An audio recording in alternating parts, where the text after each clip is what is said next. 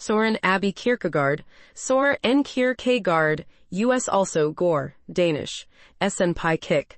The 5th of May 1813 to the 11th of November 1855, was a Danish theologian, philosopher, poet, social critic, and religious author who is widely considered to be the first existentialist philosopher. He wrote critical texts on organized religion, Christianity, morality, ethics, psychology, and the philosophy of religion, displaying a fondness for metaphor, irony, and parables. Much of his philosophical work deals with the issues of how one lives as a single individual, giving priority to concrete human reality over abstract thinking and highlighting the importance of personal choice and commitment. He was against literary critics who defined idealist intellectuals and philosophers of his time and thought that Swedenborg, Hegel, Fichte, Schelling, Schlegel, and Hans Christian Andersen were all understood far too quickly by scholars. Kierkegaard's theological work focuses on Christian ethics, the institution of the Church, the differences between purely objective proofs of Christianity, the infinite qualitative distinction between man and God, and the individual's subjective relationship to the God-man Jesus the Christ, which came through faith. Much of his work deals with Christian love. He was extremely critical of the doctrine and practice of Christianity as a state-controlled religion, Caesaropapism, like the Church of Denmark. His psychological work explored the emotions and feelings of individuals when faced with life choices, opposite Jean-Paul Sartre and the atheistic existentialism paradigm. Kierkegaard focused on Christian existentialism. Kierkegaard's early work was written using pseudonyms to present distinctive viewpoints interacting in complex dialogue. He explored particularly complex problems from different viewpoints, each under a different pseudonym. He wrote upbuilding discourses under his own name and dedicated them to the single individual who might want to discover the meaning of his works. He wrote, "Science and scholarship want to teach that becoming objective is the way. Christianity teaches that the way is to become subjective, to become a subject.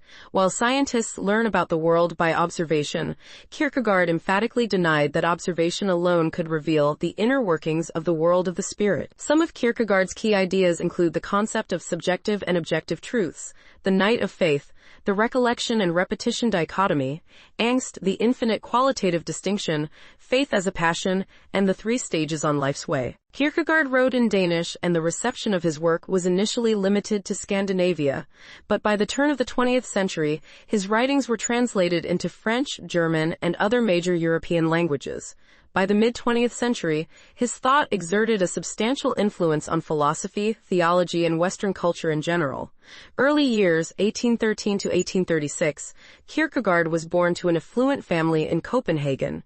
His mother, Anne Sorensdatter Lund Kierkegaard, 1768 to 1834, had served as a maid in the household before marrying his father, Michael Petersen Kierkegaard, 1756 to 1838.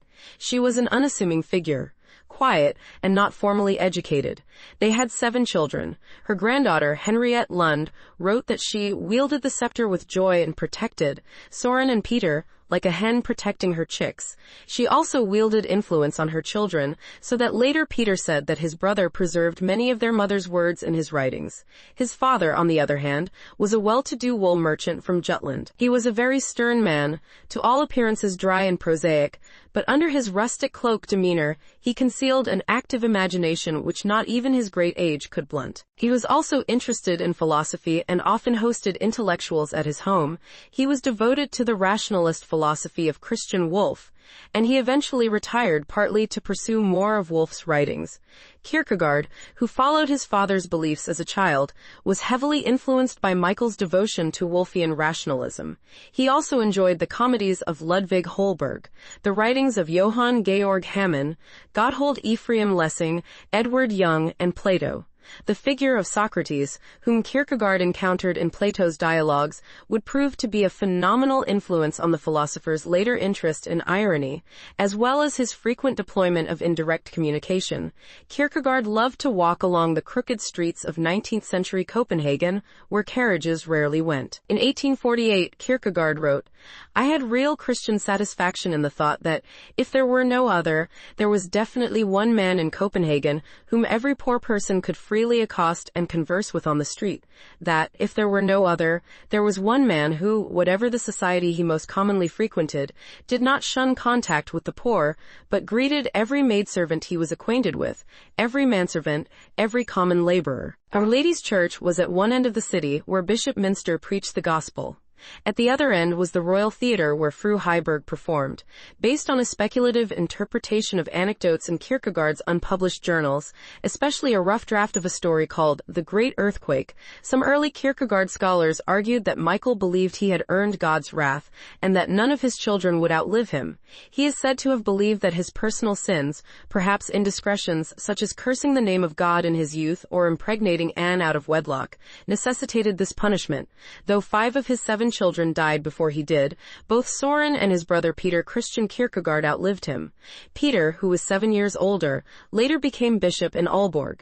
Julia Watkin thought Michael's early interest in the Moravian Church could have led him to a deep sense of the devastating effects of sin. Søren Kierkegaard came to hope that no one would retain their sins once they had been forgiven, and by the same token that no one who truly believed in the forgiveness of sin would live their own life as an objection against the existence of forgiveness. He made the point that Cato committed suicide before Caesar had a chance to forgive him. This fear of not finding forgiveness is devastating.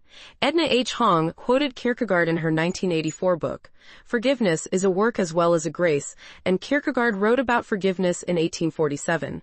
In 1954, Samuel Barber set to music Kierkegaard's prayer, "Father in heaven, hold not our sins up against us, but hold us up against our sins, so that the thought of you, when it wakens in our soul, and each time it wakens, should not remind us of what we have committed, but of what you did forgive, not of how we went astray, but of how you did save us." From 1821 to 1830, Kierkegaard attended the School of Civic Virtue, Østre Borgerdy Gymnasium, when the school was situated in Clarebodmy, where Kierkegaard studied and learned Latin, Greek, and history among other subjects. During his time there, he was described as very conservative, someone who would honor the king, love the church, and respect the police. He frequently got into altercations with fellow students and was ambivalent towards his teachers. He went on to study theology at the University of Copenhagen. He had little interest in historical works, philosophy dissatisfied him, and he couldn't see dedicating himself to speculation. He said, "What I really need to do is to get clear about what am I to do, not what I must know." He wanted to lead a completely human life and not merely one of knowledge. Kierkegaard didn't want to be a philosopher in the traditional or Hegelian sense, and he didn't want to preach a Christianity that was an illusion. But he had learned from his father that one can do what one wills, and his father's life had not discredited this theory. One of the first physical descriptions of Kierkegaard comes from an attendee, Hans Brockner, at his brother Peter's wedding party in 1836. I found his appearance almost comical. He was then 23 years old. He had something quite irregular in his entire form and had a strange coiffure. His hair rose almost 6 inches above his forehead into a tousled crest that gave him a strange, bewildered look. Another comes from Kierkegaard's niece, Henriette Lund, 1829 to 1909. When Søren Kierkegaard was a little boy, he was of slender and delicate appearance, and ran about in a little coat of red cabbage color. He used to be called Fork by his father because of his tendency, developed quite early, towards satirical remarks. Although a serious, almost austere tone pervaded the Kierkegaard's house, I have the firm impression that there was a place for youthful vivacity too, even though of a more sedate and homemade kind than one is used to nowadays. The house was open for an old-fashioned hospitality. He was also described quaintly attired, slight and small. Kierkegaard's mother was a nice little woman with an even and happy disposition. According to a grandchild's description, she was never mentioned in Kierkegaard's works. Anne died on the 31st of July 1834, age 66, possibly from typhus. His father died on the 8th of August 1838, age 82. On the 11th of August, Kierkegaard wrote, "My father died on Wednesday the 8th at 2 a.m. I so deeply desired that he might have lived a few years more. Right now, I feel there is only one person, E. Boson, with whom I can really talk about him. He was a faithful friend, Troel's Frederick Lund, his nephew, was instrumental in providing biographers with much information regarding Søren Kierkegaard. Lund was a good friend of Georg Brandes and Julius Lang. Here is an anecdote about his father from Kierkegaard's journals. At lunch one day I overturned a salt shaker. Passionate as he was and intense as he easily could become, he began to scold so severely that he even said that I was a prodigal and things like that. Then I made an objection, reminding him of an old episode in the family when my sister Nicoline had dropped a very expensive tureen, and father had not said a word but pretended it was nothing at all. He replied, "Well, you see, it was such an expensive thing that no scolding was needed." She realized quite well that it was wrong, but precisely when it is a trifle there must be a scolding. Journals X3A78 Journals. According to Samuel Hugo Bergman, Kierkegaard's journals are one of the most important sources for an understanding of his philosophy. Kierkegaard wrote over 7,000 pages in his journals on events, musings, thoughts about his works, and everyday remarks. The entire collection of Danish journals, Journalen, was edited and published in 13 volumes consisting of 25 separate bindings including indices. The first English edition of the journals was edited by Alexander Drew in 1938. The style is literary and poetic in manner. Kierkegaard wanted to have Regine, his fiancée, see below, as his confidant, but considered it an impossibility for that to happen, so he left it to my reader, that single individual, to become his confidant. His question was whether or not one can have a spiritual confidant. He wrote the following in his concluding postscript. With regard to the essential truth, a direct relation between spirit and spirit is unthinkable.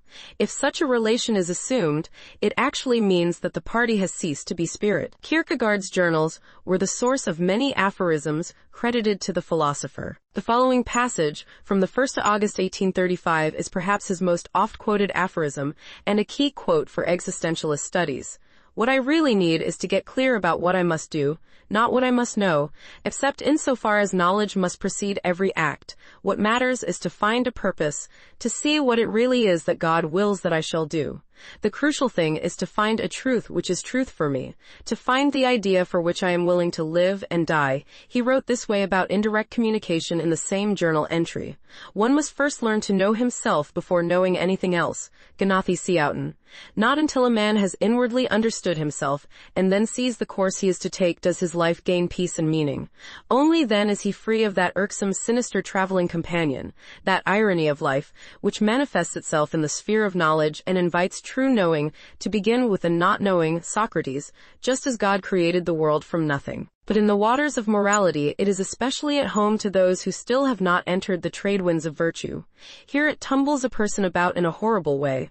For a time, lets him feel happy and content in his resolve to go ahead along the right path, then hurls him into the abyss of despair. Often it lulls a man to sleep with the thought, after all, things cannot be otherwise, only to awaken him suddenly to a rigorous interrogation. Frequently, it seems to let a veil of forgetfulness fall over the past, only to make every single trifle appear in a strong light again.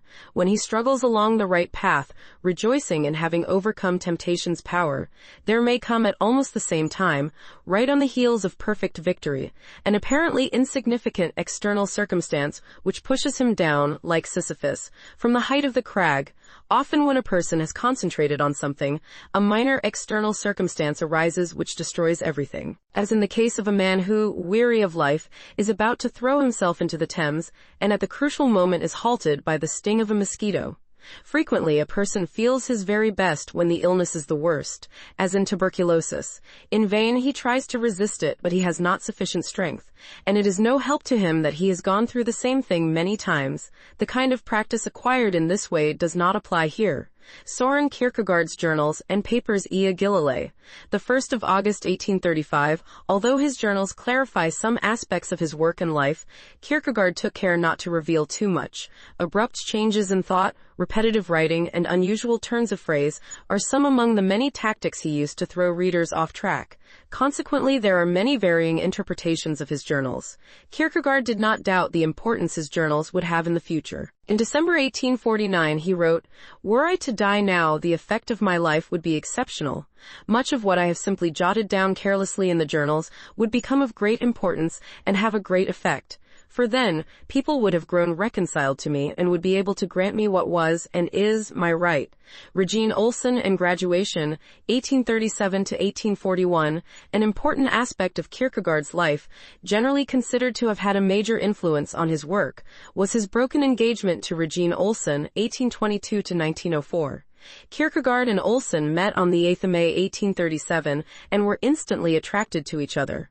But sometime around the 11th of August 1838 he had second thoughts.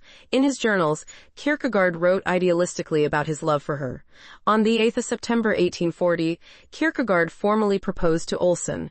He soon felt disillusioned about his prospects. He broke off the engagement on the 11th of August 1841, though it is generally believed that the two were deeply in love. In his journals, Kierkegaard mentions his belief that his melancholy made him unsuitable for marriage, but his precise motive for ending the engagement remains unclear. Later on he wrote, "I owe everything to the wisdom of an old man and to the simplicity of a young girl." The old man in this statement is said to be his father, while Olsen was the girl. Martin Buber said, Kierkegaard does not marry in defiance of the whole 19th century. Kierkegaard then turned his attention to his examinations. On the 13th of May 1839, he wrote, "I have no alternative than to suppose that it is God's will that I prepare for my examination, and that it is more pleasing to him that I do this than actually coming to some clearer perception by immersing myself in one or another sort of research, for obedience is more precious to him than the fat of rams." The death of his father and the death of Poul Mahler also played a part in his decision. On the 29th of September 1841, Kierkegaard wrote and defended his master's thesis on the concept of irony with continual reference to Socrates. The university panel considered it noteworthy and thoughtful, but too informal and witty for a serious academic thesis. The thesis dealt with irony in Skelling's 1841 lectures, which Kierkegaard had attended with Mikhail Bakunin, Jacob Burckhardt, and Friedrich Engels. Each had come away with a different perspective. Kierkegaard graduated from university on the 20th of October 1841 with a Magister Artium, Master of Arts. His family's inheritance of approximately 31,000 rigsdaler enabled him to fund his work and living expenses, including servants. Authorship 1843 to 1846, Kierkegaard published some of his works using pseudonyms, and for others he signed his own name as author. Whether being published under pseudonym or not, Kierkegaard's central writing on religion was Fear and Trembling, and either or is considered to be his magnum opus. Pseudonyms were used often in the early 19th century as a means of representing viewpoints other than the author's own. Kierkegaard employed the same technique as a way to provide examples of indirect communication. In writing under various pseudonyms to express sometimes contradictory positions, Kierkegaard is sometimes criticized for playing with various viewpoints without ever committing to one in particular.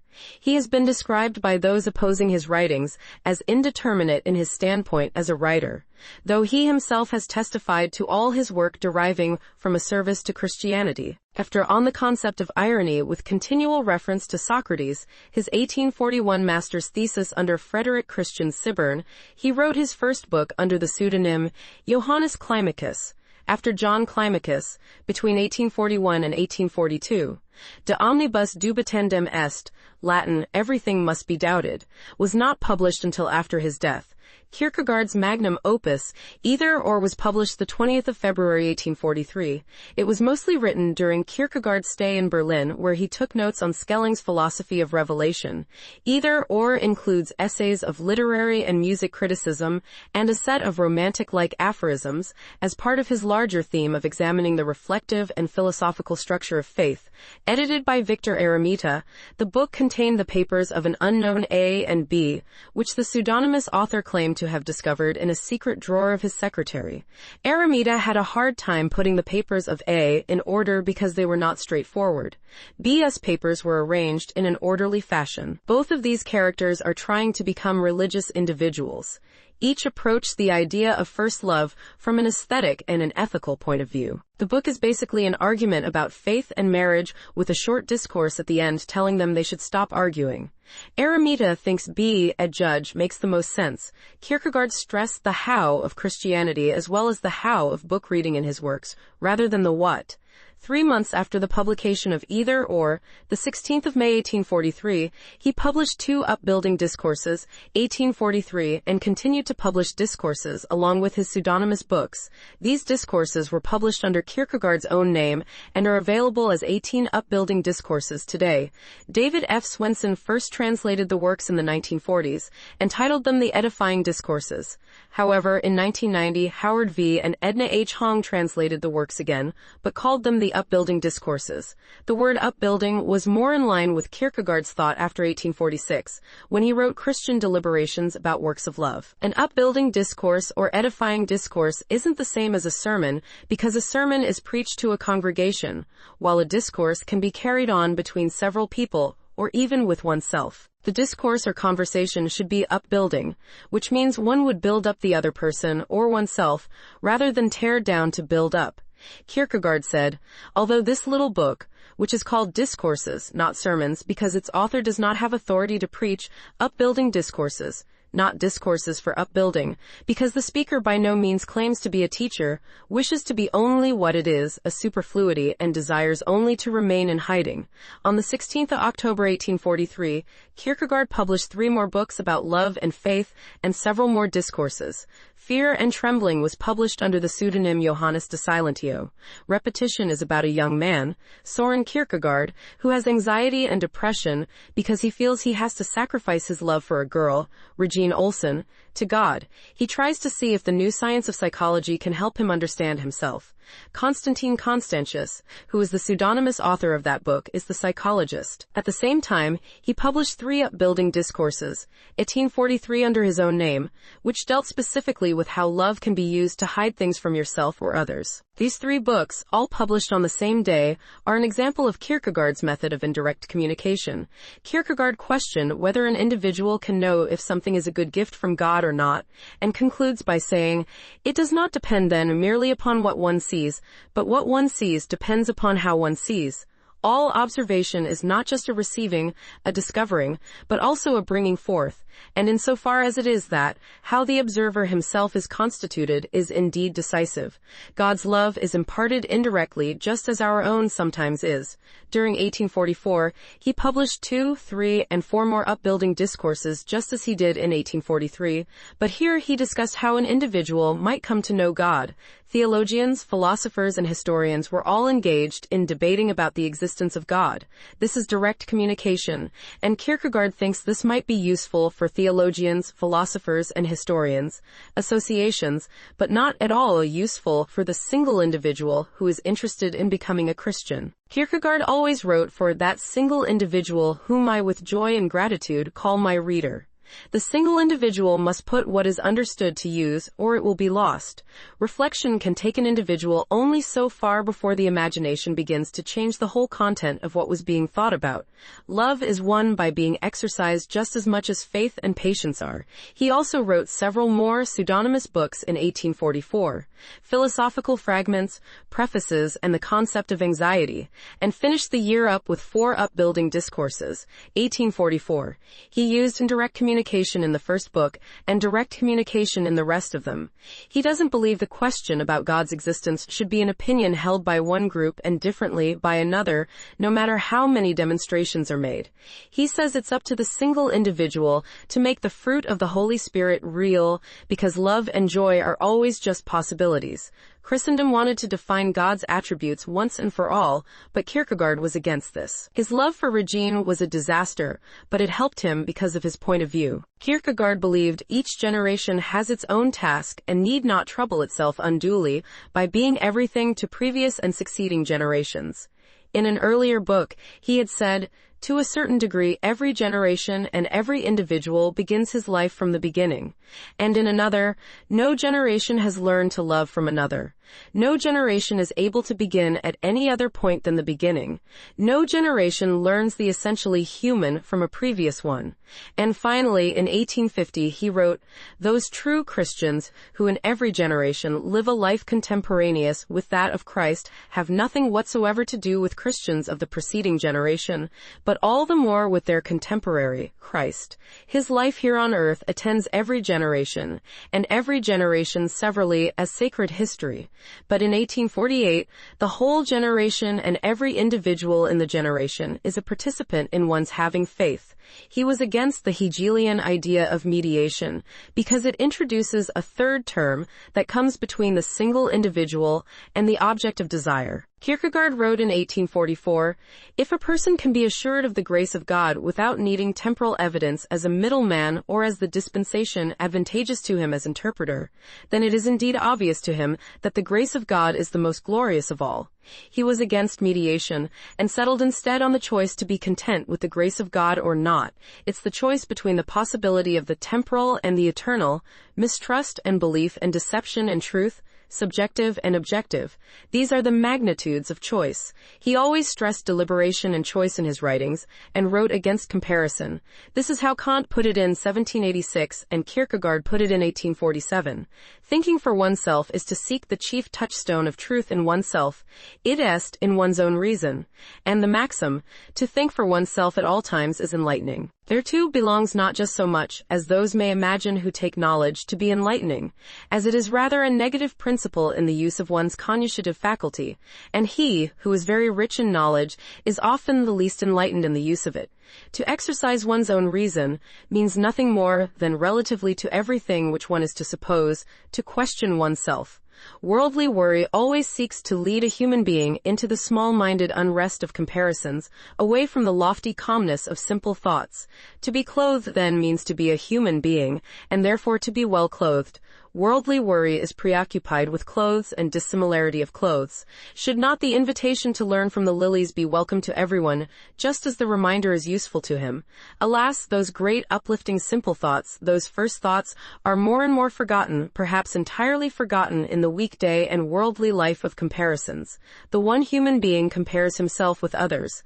The one generation compares itself with the other, and thus the heaped-up pile of comparisons overwhelms a person. As the ingenuity and busyness increase, there come to be more and more in each generation who slavishly work a whole lifetime far down in the low underground regions of comparisons.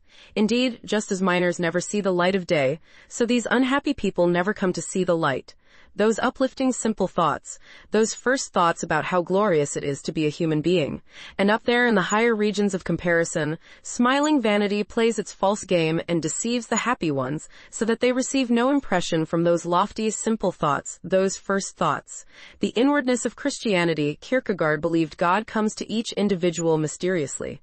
He published 3 discourses on imagined occasions, first called Thoughts on Crucial Situations in Human Life, in David F. Swenson's 1941 translation, under his own name on the 29th of April, and Stages on Life's Way, edited by Hilarious Bookbinder, the 30th of April 1845. The Stages is a sequel to Either or, which Kierkegaard did not think had been adequately read by the public, and in Stages, he predicted that 2/3 of the book's readers will quit before they are halfway through.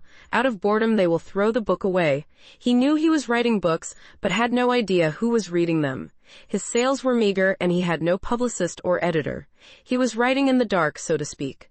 Many of his readers have been and continue to be in the dark about his intentions. He explained himself in his journal, "What I have understood as the task of the authorship has been done. It is one idea, this continuity from Either or to Anticlimacus, the idea of religiousness in reflection. The task has occupied me totally, for it has occupied me religiously.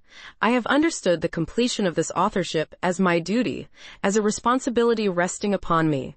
He advised his reader to read his books slowly, and also to read them aloud, since that might aid in understanding. He used indirect communication in his writings by, for instance, referring to the religious person as the night of hidden inwardness, in which he's different from everyone else, even though he looks like everyone else because everything is hidden within him. He put it this way in 1847. "You are indistinguishable from anyone else among those whom you might wish to resemble, those who in the decision are with the good. They are all clothed alike, girdled about the loins with truth, clad in the armor of righteousness, wearing the helmet of salvation, Kierkegaard was aware of the hidden depths inside of each single individual. The hidden inwardness is inventive in deceiving or evading others. Much of it is afraid of being seen and entirely disclosed, therefore all calm and, in the intellectual sense, dispassionate observers, who eminently know how to delve searchingly and penetratingly into the inner being, these very people judge with such infinite caution or refrain from it entirely because, enriched by observation, they have a developed conception of the enigmatic world of the hidden, and because as observers they have learned to rule over their passions. Only superficial, impetuous, passionate people who do not understand themselves, and for that reason naturally are unaware that they do not know others, judge precipitously. Those with insight, those who know, never do this. Kierkegaard imagined hidden inwardness several ways in 1848. Imagine, hidden in a very plain setting, a secret chest in which the most precious is placed. There is a spring that must be pressed, but the spring is concealed, and the pressure must be of a certain force, so that an accidental pressure cannot be sufficient. The hope of eternity is concealed within a person's innermost being in the same way, and hardship is the pressure. When the pressure is put on the concealed spring, and forcefully enough, the content appears in all its glory. Søren Kierkegaard, Christian Discourses, 1848, Hong, 1997, page 111. Imagine a kernel of grain placed in the earth. If it is to grow, what does it need? First of all, space. It must have space. Next, pressure. There must also be pressure. Sprouting is making space for itself in opposition. Eternity's hope is placed in a person's innermost being in the same way. But hardship makes space by setting everything else aside, everything provisional, which is brought to despair. Thus hardship's pressure is what draws forth. Søren Kierkegaard, Christian Discourses, 1848, Hong, 1997, pp. 111-112. Imagine, as indeed is the case, an animal that has a defense weapon with which it defends itself, but which it uses only in mortal danger. Eternity's hope is in a person's innermost being in the same way. Hardship is the mortal danger. Imagine a creeping animal that nevertheless has wings that it can use when it is brought to an extremity, but for everyday use does not find it worth the trouble to use them. Eternity's hope is in a person's innermost being in the same way. He has wings, but he must be brought to an extremity in order to discover them, or in order to develop them, or in order to use them. Søren Kierkegaard, Christian Discourses, 1848, Hong, 1997, page 112. He was writing about the subjective inward nature of God's encounter with the individual in many of his books, and his goal was to get the single individual away from all the speculation that was going on about God and Christ. Speculation creates quantities of ways to find God and his goods, but finding faith in Christ and putting the understanding to use stops all speculation, because then one begins to actually exist as a Christian, or in an ethical, religious way. He was against an individual waiting until certain of God's love and salvation before beginning to try to become a Christian. He defined this as a special type of religious conflict the Germans call Anfechtung, contesting or disputing. In Kierkegaard's view, the Church should not try to prove Christianity or even defend it. It should help the single individual to make a leap of faith, the faith that God is love and has a task for that very same single individual. He wrote the following about fear and trembling and love as early as 1839. Fear and trembling is not the primus motor in the Christian life, for it is love, but it is what the oscillating balance wheel is to the clock. It is the oscillating balance wheel of the Christian life. Kierkegaard identified the leap of faith as the good resolution. Kierkegaard discussed the night of faith in Works of Love, 1847, by using the story of Jesus healing the bleeding woman, who showed the originality of faith by believing that if she touched Jesus' robe, she would be healed. She kept that secret within herself. If doubt is the beginning, then God is lost long before the end, and the individual is released from always having a task, but also from always having the comfort that there is always a task. But if the consciousness of guilt is the beginning, then the beginning of doubt is rendered impossible. And then the joy is that there is always a task. The joy then is that it is eternally certain that God is love. More specifically understood, the joy is that there is always a task. As long as there is life, there is hope. But as long as there is a task, there is life. And as long as there is life, there is hope. Indeed, the task itself is not merely a hope for a future time, but is a joyful present. Søren Kierkegaard, Upbuilding Discourses in Various Spirits, Hong pp. 277, 279-280. Kierkegaard wrote his concluding unscientific postscript to Philosophical Fragments in 1846, and here he tried to explain the intent of the first part of his authorship. He said, Christianity will not be content to be an evolution within the total category of human nature. An engagement such as that is too little to offer to a God. Neither does it even want to be the paradox for the believer, and then surreptitiously, little by little, provide him with understanding, because the martyrdom of faith, to crucify one's understanding, is not a martyrdom of the moment, but the martyrdom of continuance. The second part of his authorship was summed up in practice in Christianity. The deification of the established order is the secularization of everything. With regard to secular matters, the established order may be entirely right. One should join the established order, be satisfied with that relativity, etc. But ultimately the relationship with God is also secularized. We want it to coincide with a certain relativity, do not want it to be something essentially different from our positions in life, rather than that it shall be the absolute for every individual human being, and this, the individual person's God relationship, shall be precisely what keeps every established order in suspense, and that God, at any moment he chooses, if he merely presses upon an individual in his relationship with God, promptly has a witness, an informer, a spy, or whatever you want to call it, one who in unconditional obedience, and with unconditional obedience, by being persecuted, by suffering, by dying, keeps the established order in suspense. Søren Kierkegaard, Practice in Christianity, 1850, page 91. Hong, early Kierkegaardian scholars, such as Theodor W. Adorno and Thomas Henry Croxall, argue that the entire authorship should be treated as Kierkegaard's own personal and religious views. This view leads to confusions and contradictions which make Kierkegaard appear philosophically incoherent. Later scholars, such as the post-structuralist, interpreted Kierkegaard's work by attributing the pseudonymous texts to their respective authors. Postmodern Christians present a different interpretation of Kierkegaard's works. Kierkegaard used the category of the individual to stop the endless either or pseudonyms. Kierkegaard's most important pseudonyms, in chronological order, were Victor Eremita, editor of Either or A, writer of many articles in Either or Judge William, author of rebuttals to a in Either or Johannes de Silentio, author of Fear and Trembling, Constantine Constantius, author of the first half of Repetition Young Man, author of the second half of Repetition Vigilius Hoffniensis, author of the concept of anxiety Nicolaus Notabene, author of prefaces Hilarious Bookbinder, editor of Stages on Life's Way Johannes Climacus, author of Philosophical Fragments and Concluding Unscientific Postscript Inter et Inter, author of The Crisis and a Crisis in the Life of an Actress H.H., author of 2 minor ethical religious essays, Anti-Climacus, author of The Sickness unto Death and Practice in Christianity. Kierkegaard explained his pseudonyms this way in his concluding unscientific postscript. In Either or, I am just as little, precisely just as little, the editor Victor Eremita as I am the seducer or the judge. He is a poetically actual subjective thinker who is found again in Vino Veritas. In Fear and Trembling, I am just as little, precisely just as little, Johannes de Silentio, as the knight of faith he depicts, and in turn just as little the author of the preface to the book, which is the individuality, lines of a poetically actual subjective thinker.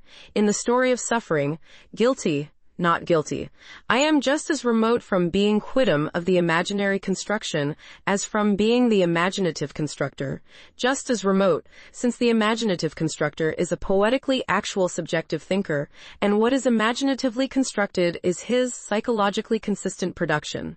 Søren Kierkegaard, Concluding Postscript, 1846, Hong pp. 625 to 626, all of these writings analyze the concept of faith, on the supposition that if people are confused about faith, as Kierkegaard thought the inhabitants of Christendom were, they will not be in a position to develop the virtue. Faith is a matter of reflection in the sense that one cannot have the virtue unless one has the concept of virtue, or at any rate the concepts that govern faith's understanding of self, world, and God. The Corsair affair, on the 22nd of December 1845, Peter Ludwig Mahler, who studied at the University of Copenhagen at the same time as Kierkegaard, published an article indirectly criticizing Stages on Life's Way. The article complimented Kierkegaard for his wit and intellect. but questioned whether he would ever be able to master his talent and write coherent, complete works. Mahler was also a contributor to and editor of The Corsair, a Danish satirical paper that lampooned everyone of notable standing. Kierkegaard published a sarcastic response, charging that Mahler's article was merely an attempt to impress Copenhagen's literary elite. Kierkegaard wrote two small pieces in response to Mahler: The Activity of a Traveling Esthetician and Dialectical Result of a Literary Police Action. The former focused on insulting Mahler's integrity, while the latter was a directed assault on the Corsair, in which Kierkegaard, after criticizing the journalistic quality and reputation of the paper, openly asked the Corsair to satirize him. Kierkegaard's response earned him the ire of the paper and its second editor, also an intellectual of Kierkegaard's own age, Mayer Aaron Goldschmidt. Over the next few months, the Corsair took Kierkegaard up on his offer to be abused, and unleashed a series of attacks making fun of Kierkegaard's appearance, voice, and habits. For months, Kierkegaard perceived himself to be the victim of harassment on the streets of Denmark. In a journal entry dated the 9th of March 1846, Kierkegaard made a long, detailed explanation of his attack on Mahler and the Corsair, and also explained that this attack made him rethink his strategy of indirect communication. There had been much discussion in Denmark about the pseudonymous authors until the publication of concluding unscientific postscript to philosophical fragments, the 27th of February 1846, where he openly admitted to be the author of the books because people began wondering if he was, in fact, a Christian or not. Several journal entries from that year shed some light on what Kierkegaard hoped to achieve. This book was published under an earlier pseudonym, Johannes Climacus. On the 30th of March 1846 he published Two Ages, a literary review under his own name. The critique of the novel Two Ages, in some translations Two Generations, written by Thomasine Christine Gillenberg Arensvard, Kierkegaard made several insightful observations on what he considered the nature of modernity and its passionless attitude towards life. Kierkegaard writes that the present age is essentially a sensible age, devoid of passion. The trend today is in the direction of mathematical equality, so that in all classes about so and so many uniformly make one individual. In this, Kierkegaard attacked the conformity and assimilation of individuals into the crowd, which became the standard for truth, since it was the numerical. How can one love the neighbor if the neighbor is always regarded as the wealthy or the poor or the lame? A useless and perhaps futile conflict goes on often enough in the world when the poor person says to the wealthy person, "Sure, it's easy for you. You are free from worry about making a living." Would to God that the poor person would really understand how the gospel is much more kindly disposed to him, is treating him equally and more lovingly. Truly, the gospel does not let itself be deceived into taking sides with anyone against someone else, with someone who is wealthy against someone who is poor, or with someone who is poor against someone who is wealthy. Among individuals in the world, the conflict of disconnected comparison is frequently carried on about dependence and independence, about the happiness of being independent and the difficulty of being dependent. And yet human language has not ever, and thought has not ever, invented a more beautiful symbol of independence than the poor bird of the air. And yet no speech can be more curious than to say that it must be very bad and very heavy to be light as the bird, to be dependent on one's treasure. That is dependence and hard and heavy slavery. To be dependent on God, completely dependent, that is independence. Søren Kierkegaard, 1847. Upbuilding Discourses in Various Spirits, Hong pp.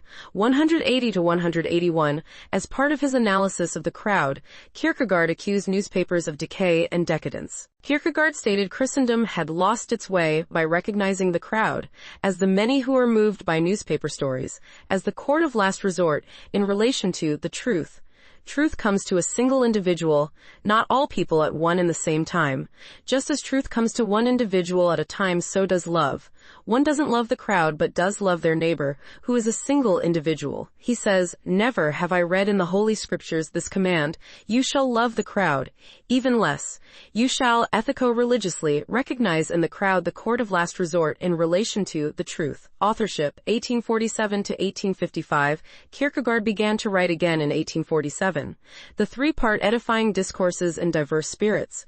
It included purity of heart is to will one thing, what we learn from the lilies in the field and from the birds in the air, and the gospel of sufferings. He asked, what does it mean to be a single individual who wants to do the good?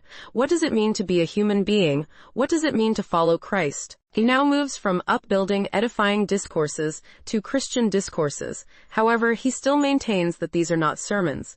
A sermon is about struggle with oneself about the tasks life offers one, and about repentance for not completing the tasks. Later, in 1849, he wrote devotional discourses and godly discourses.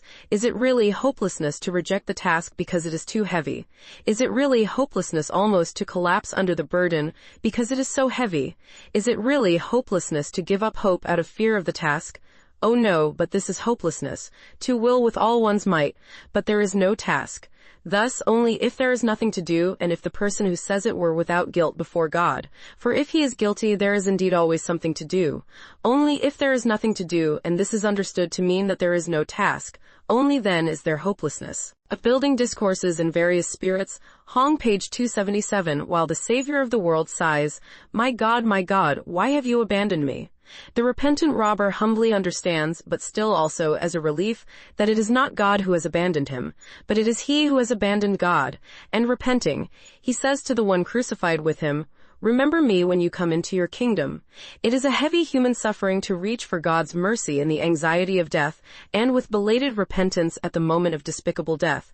But yet the repentant robber finds relief when he compares his suffering with the superhuman suffering of being abandoned by God. To be abandoned by God, that indeed means to be without a task.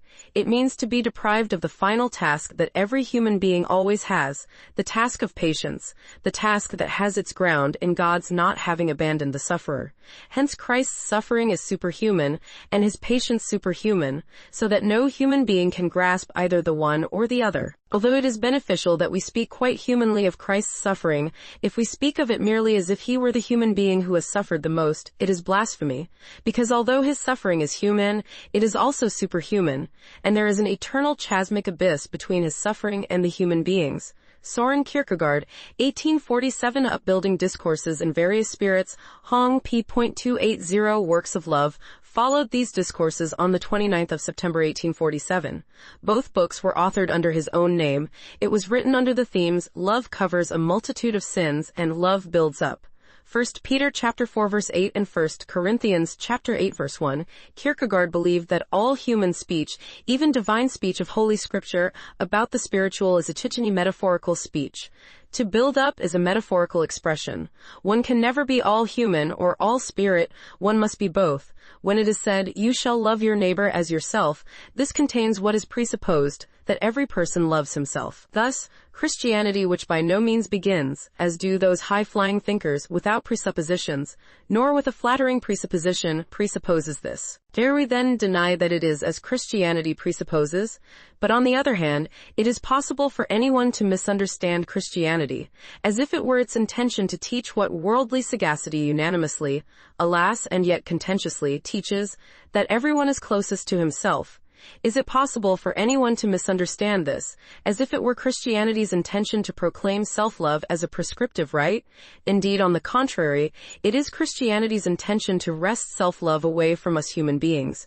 Søren Kierkegaard, Works of Love, Hong, page 17. All human speech, even the divine speech of Holy Scripture about the spiritual, is essentially metaphorical, overflow, carried over speech.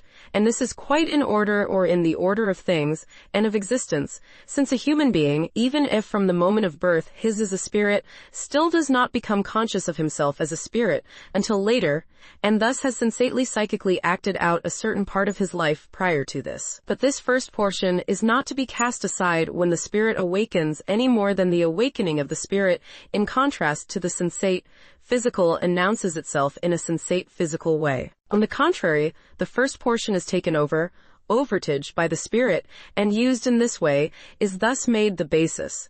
It becomes the metaphorical. Therefore the spiritual person and the sensate person say the same thing. Yet there is an infinite difference, since the latter has no intimation of the secret of the metaphorical words, although he is using the same words, but not in their metaphorical sense. There is a world of difference between the two. The one has made the transition or let himself be carried over to the other side, while the other remains on this side. Yet they have the connection that both are using the same words. The person in whom the Spirit has awakened does not, as a consequence, abandon the visible world. Although conscious of himself as Spirit, he continues to remain in the visible world and to be visible to the senses. In the same way, he also remains in the language, except that his language is the metaphorical language. But the metaphorical words are of course not brand new words, but are the already given words. Just as the Spirit is invisible, so also as its language a secret, and the secret lies in its using the same words as the child and the simple-minded person, but using them metaphorically, whereby the Spirit denies the sensate or sensate physical way. The difference is by no means a noticeable difference. For this reason, we rightfully regard it as a sign of false spirituality to parade a noticeable difference, which is merely sensate, whereas the Spirit's manner is the metaphor's quiet whispering secret, for the person who has ears to hear. Søren Kierkegaard, Works of Love, 1847, Hong 1995, pp. 209-210. Love builds up by presupposing that love is present. Have you not experienced this yourself, my listener? If anyone has ever spoken to you in such a way, or treated you in such a way that you really felt built up, this was because you very vividly perceived how he presupposed love to be in you. Wisdom is a being for itself quality.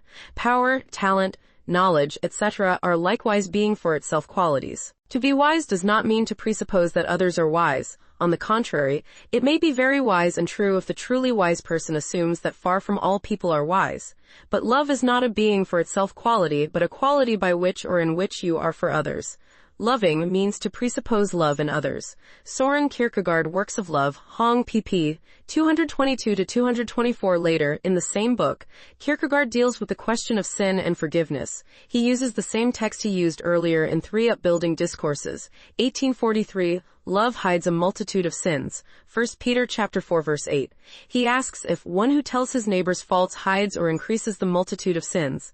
But the one who takes away the consciousness of sin and gives the consciousness of forgiveness instead, he indeed takes away the heavy burden and gives the light one in its place. Søren Kierkegaard, 1847, Upbuilding Discourses in Various Spirits, Hong, page 246. The one who loves sees the sin he forgives, but he believes that forgiveness takes it away. This cannot be seen, whereas the sin can indeed be seen. On the other hand, if the sin did not exist to be seen, it could not be forgiven either. Just as one by faith believes the unseen into what is seen, so the one who loves by forgiveness believes away what is seen. Both are faith. Blessed is the believer. He believes what he cannot see. Blessed is the one who loves. He believes away that which he indeed can see. Who can believe this? The one who loves can do it. But why is forgiveness so rare? Is it not because faith and the power of forgiveness is so meager and so rare? Søren Kierkegaard, Works of Love, 1847, Hong pp. 289-295. In 1848, he published Christian Discourses under his own name, and The Crisis, and A Crisis in the Life of an Actress under the pseudonym Inter et Inter. Christian Discourses deals the same theme as the concept of anxiety, angst. The text is the Gospel of Matthew chapter 6 verses 24-34. This was the same passage he had used in his What We Learn from the Lilies in the Field and from the Birds of the Air of 1847. He wrote, "A man who but rarely and then only cursorily concerns himself with his relationship to God hardly thinks or dreams that he has so closely to do with God, or that God is so close to him that there exists a reciprocal relationship between him and God. The stronger a man is, the weaker God is. The weaker a man is, the stronger God is in him.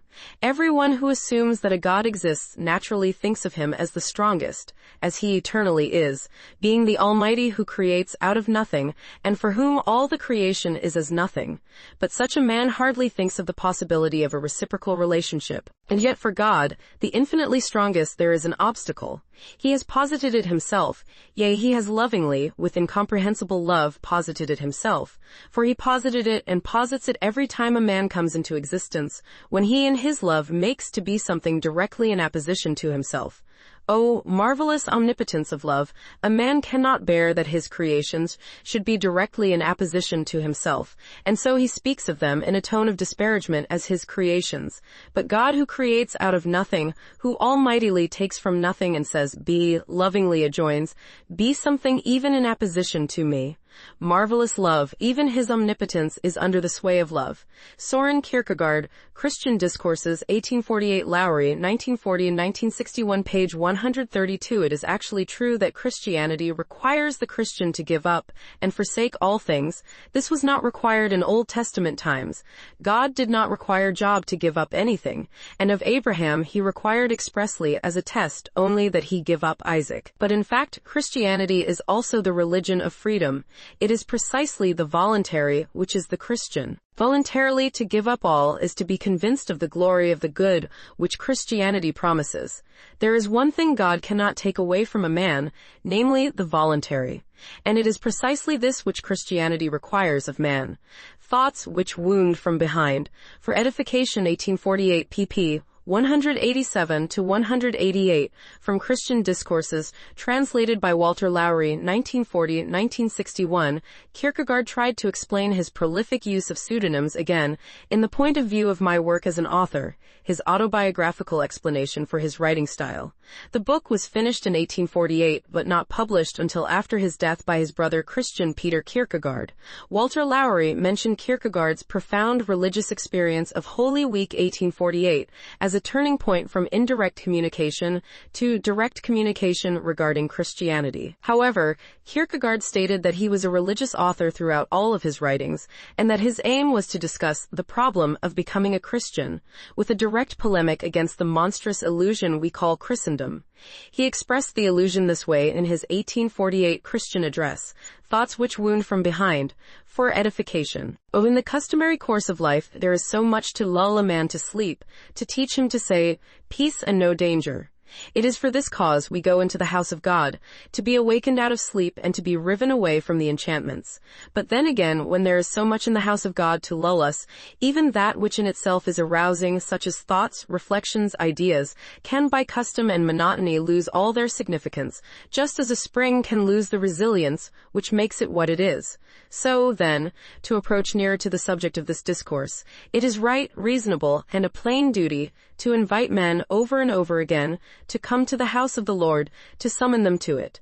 But one may become so accustomed to hearing this invitation that one may lose all sense of its significance, so that at last one steps away, and it ends with the invitation preaching the church empty. Or one may become so accustomed to hearing this invitation that it develops false ideas in those that come, makes us self-important in our own thoughts, that we are not as they who remain away, makes us self-satisfied, secure, because it envelops us in a delusion, as though, since we are so urgently invited, God were in need of us, as though it were not we who in fear and trembling should reflect what he may require of us, as though it were not we who should sincerely thank God that he will have dealings with us, that he will suffer and permit us to approach him, suffer that we presume to believe that he cares for us, that without being ashamed he will be known as one who is called our God and our Father. So concerning this matter let us for once talk differently in talking of these words of the preacher. Keep thy foot when thou goest to the house of the Lord. Ecclesiastes chapter 5 verse 1, Søren Kierkegaard, Thoughts Which Wound from Behind, for Edification, Christian Address, Copenhagen 1848, Lowry translation 1961 pp. 173 to 174, he wrote 3 discourses under his own name and 1 pseudonymous book in 1849. He wrote The Lily in the Field and The Bird of the Air. 3 devotional discourses, 3 discourses at the communion on Fridays, and 2 ethical religious essays. The first thing any child finds in life is the external world of nature. This is where God placed his natural teachers. He's been writing about confession, and now openly writes about Holy Communion, which is generally preceded by confession. This he began with the confessions of the aesthete and the ethicist in Either Or, and the highest good piece in the discourse of that same book. His goal has always been to help people become religious, but specifically Christian religious. He summed his position up earlier in his book, The Point of View of My Work as an Author, but this book was not published until 1859. In the month of December 1845, the manuscript of the concluding postscript was completely finished, and as my custom was, I had delivered the whole of it at once to Lune, the printer. which the suspicious do not have to believe on my word, since Luno's account book is there to prove it. This work constitutes the turning point in my whole activity as an author, inasmuch as it presents the problem, how to become a Christian. In a Christian sense, simplicity is not the point of departure from which one goes on to become interesting, witty, profound, poet, philosopher, and see. No, the very contrary.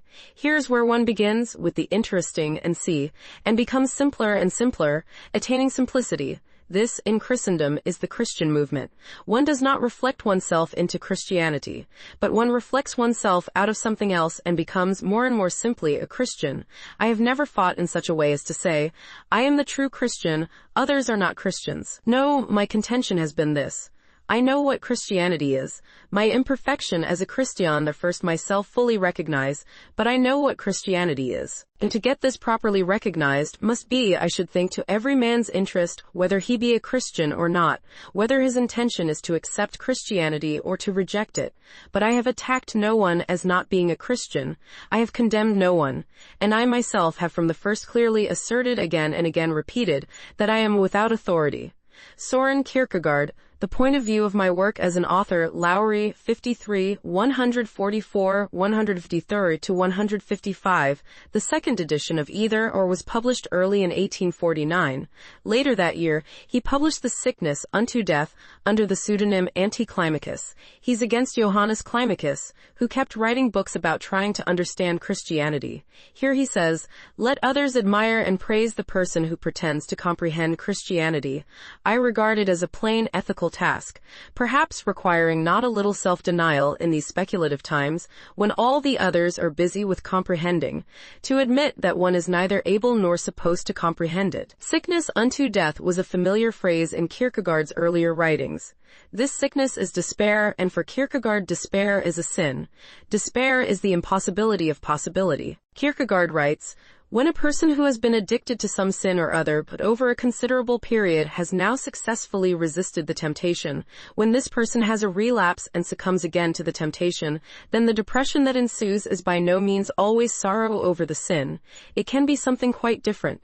It might also, for that matter, be resentment of divine governance, as if it were the latter that had let him fall into temptation, and should not have been so hard on him, seeing that until now he had for so long successfully resisted the temptation.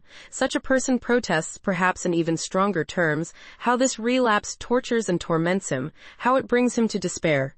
He swears, I will never forgive myself. He never forgives himself, but suppose God would forgive him, then he might well have the goodness to forgive himself. The Sickness unto Death by Anticlimacus, edited by Søren Kierkegaard, copyright 1849 translation with an introduction and notes by Alistair Hannay, 1989, page 144. In Practice in Christianity, the 25th of September 1850, his last pseudonymous work, he stated, in this book, originating in the year 1848, the requirement for being a Christian is forced up by the pseudonymous authors to a supreme ideality. This work was called Training in Christianity when Walter Lowry translated it in 1941. Christ is the truth in the sense that to be the truth is the only true explanation of what truth is. Therefore one can ask an apostle, one can ask a Christian, what is truth? And in answer to the question, the apostle and the Christian will point to Christ and say, look at him, learn from him. He was the truth. This means that truth in the sense in which Christ is the truth is not a sum of statements, not a definition, etc., but a life. The being of truth is not the direct redoubling of being in relation to thinking, which gives only thought being, safeguards thinking only against being a brain figment that is not, guarantees validity to thinking, that what is thought is, that is, has validity. No, the being of truth is the redoubling of truth within yourself, within me, within him, that your life, my life, his life is approximately the being of the truth in the striving for it, just as the truth was in Christ a life, for he was the truth. And therefore, Christianly understood, truth is obviously not to know the truth but to be the truth. Søren Kierkegaard, Practice in Christianity, Hong, page 205, 1850. He now pointedly referred to the acting single individual in his next three publications. For Self-Examination, 2 discourses at the Communion on Fridays, and in 1852 Judge for Yourselves. Judge for Yourselves was published posthumously in 1876. Here is an interesting quote from For Self-Examination. In observing the present state of the world and life in general, from a Christian point of view, one had to say, and from a Christian point point of view with complete justification, it is a disease. And if I were a physician and someone asked me, what do you think should be done? I would answer, the first thing, the unconditional condition for anything to be done, consequently, the very first thing that must be done is, create silence, bring about silence. God's word cannot be heard, and if in order to be heard in the hullabaloo it must be shouted deafeningly with noisy instruments, then it is not God's word. Create silence. Everything is noisy, and just as strong drink is said to stir the blood, so everything in our day, even the most insignificant project, even the most empty communication, is designed merely to jolt the senses, and to stir up the masses, the crowd, the public noise. And man, this clever fellow, seems to have become sleepless in order to invent ever new instruments to increase noise, to spread noise and insignificance with the greatest possible haste, and on the greatest possible scale. Thus everything is soon turned upside down. Communication is indeed soon brought to its lowest point in regard to meaning, and simultaneously the means of communication are indeed brought to their highest with regard to speedy and overall circulation. For what is publicized with such hot haste, and on the other hand, what has greater circulation than rubbish? Oh, create silence. Søren Kierkegaard, for Self-Examination 1851, pp. 47-48, Hong 1990. In 1851, Kierkegaard wrote his 2 discourses at the Communion on Fridays, where he once more discussed sin, forgiveness, and authority, using that same verse from 1 Peter chapter 4 verse 8 that he used twice in 1843 with his 3 upbuilding discourses. 1843. Would that there were a hiding place where I am so hidden that not even the consciousness of my sin can find me. Would that there were a border, however narrow, if it still makes a separation between me and my sin. Would that on the other side of a chasmic abyss there were a spot, however little, where I could stand, while the consciousness of my sin must remain on the other side. Would that there were a forgiveness that does not increase my sense of guilt, but truly takes the guilt from me. Also the consciousness of it. Would that there were oblivion, but now this is indeed that way it is, because love, Christ's love, hides a multitude of sins. Behold, everything has become new. A human being has no authority, cannot command that you shall believe, and just by commanding you with authority help you to believe. But if it requires authority even to teach, what authority is required, even greater, if possible, then the authority that commands the heaving sea to be still, to command the despairing person, the one who in the agony of repentance is unable and does not dare to forget, the prostrate penitent who is unable and does not dare to stop staring at his guilt. What authority is required to command him to shut his eyes?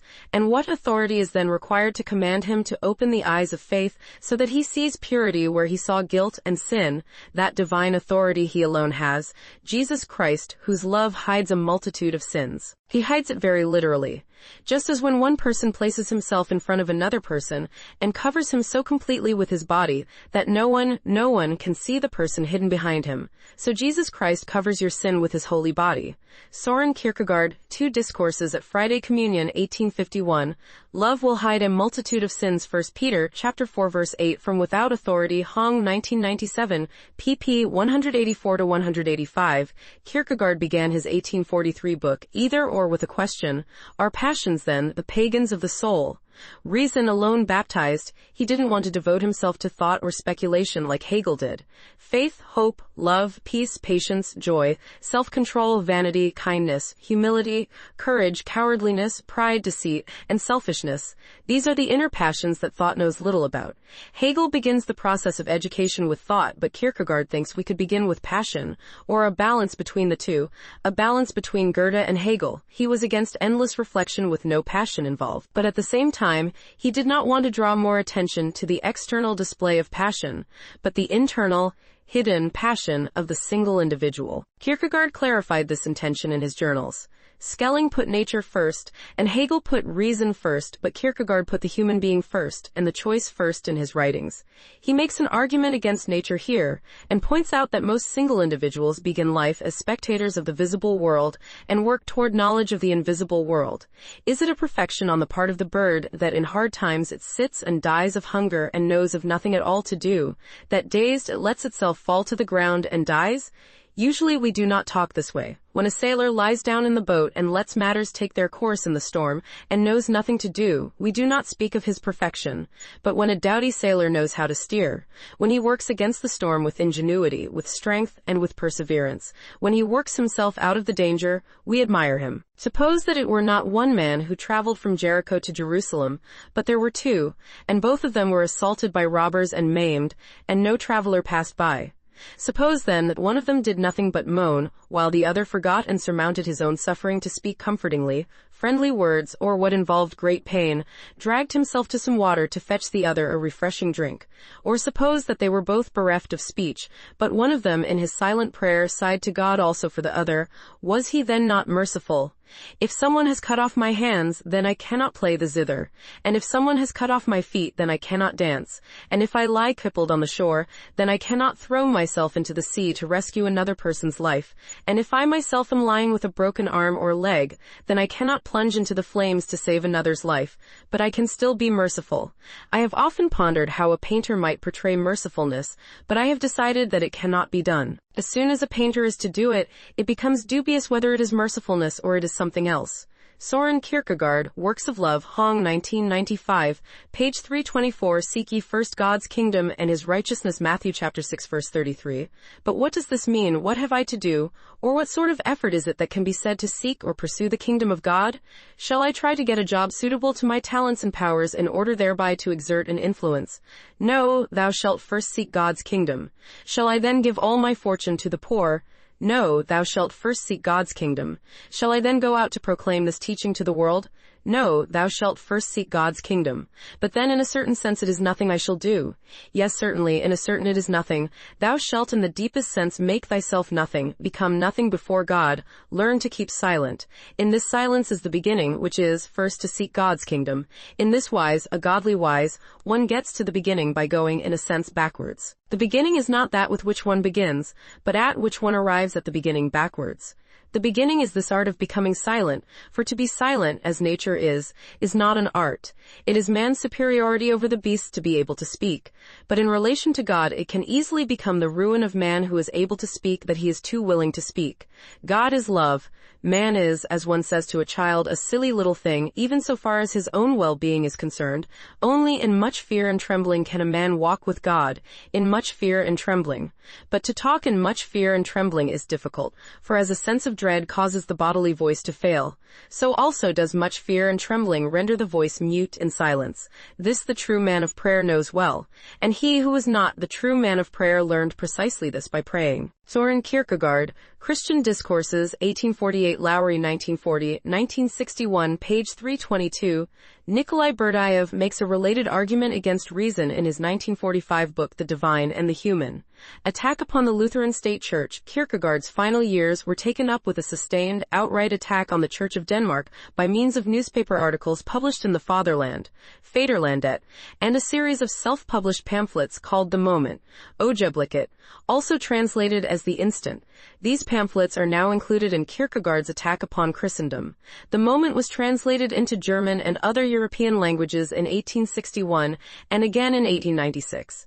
Kierkegaard first moved to action after Professor, soon Bishop Hans Lassen Martinsen, gave a speech in church in which he called the recently deceased Bishop Jacob Peter Münster a truth witness, one of the authentic truth witnesses. Kierkegaard explained in his first article that Münster's death permitted him, at last, to be frank about his opinions. He later wrote that all his former output had been preparations for this attack, postponed for years waiting for two preconditions.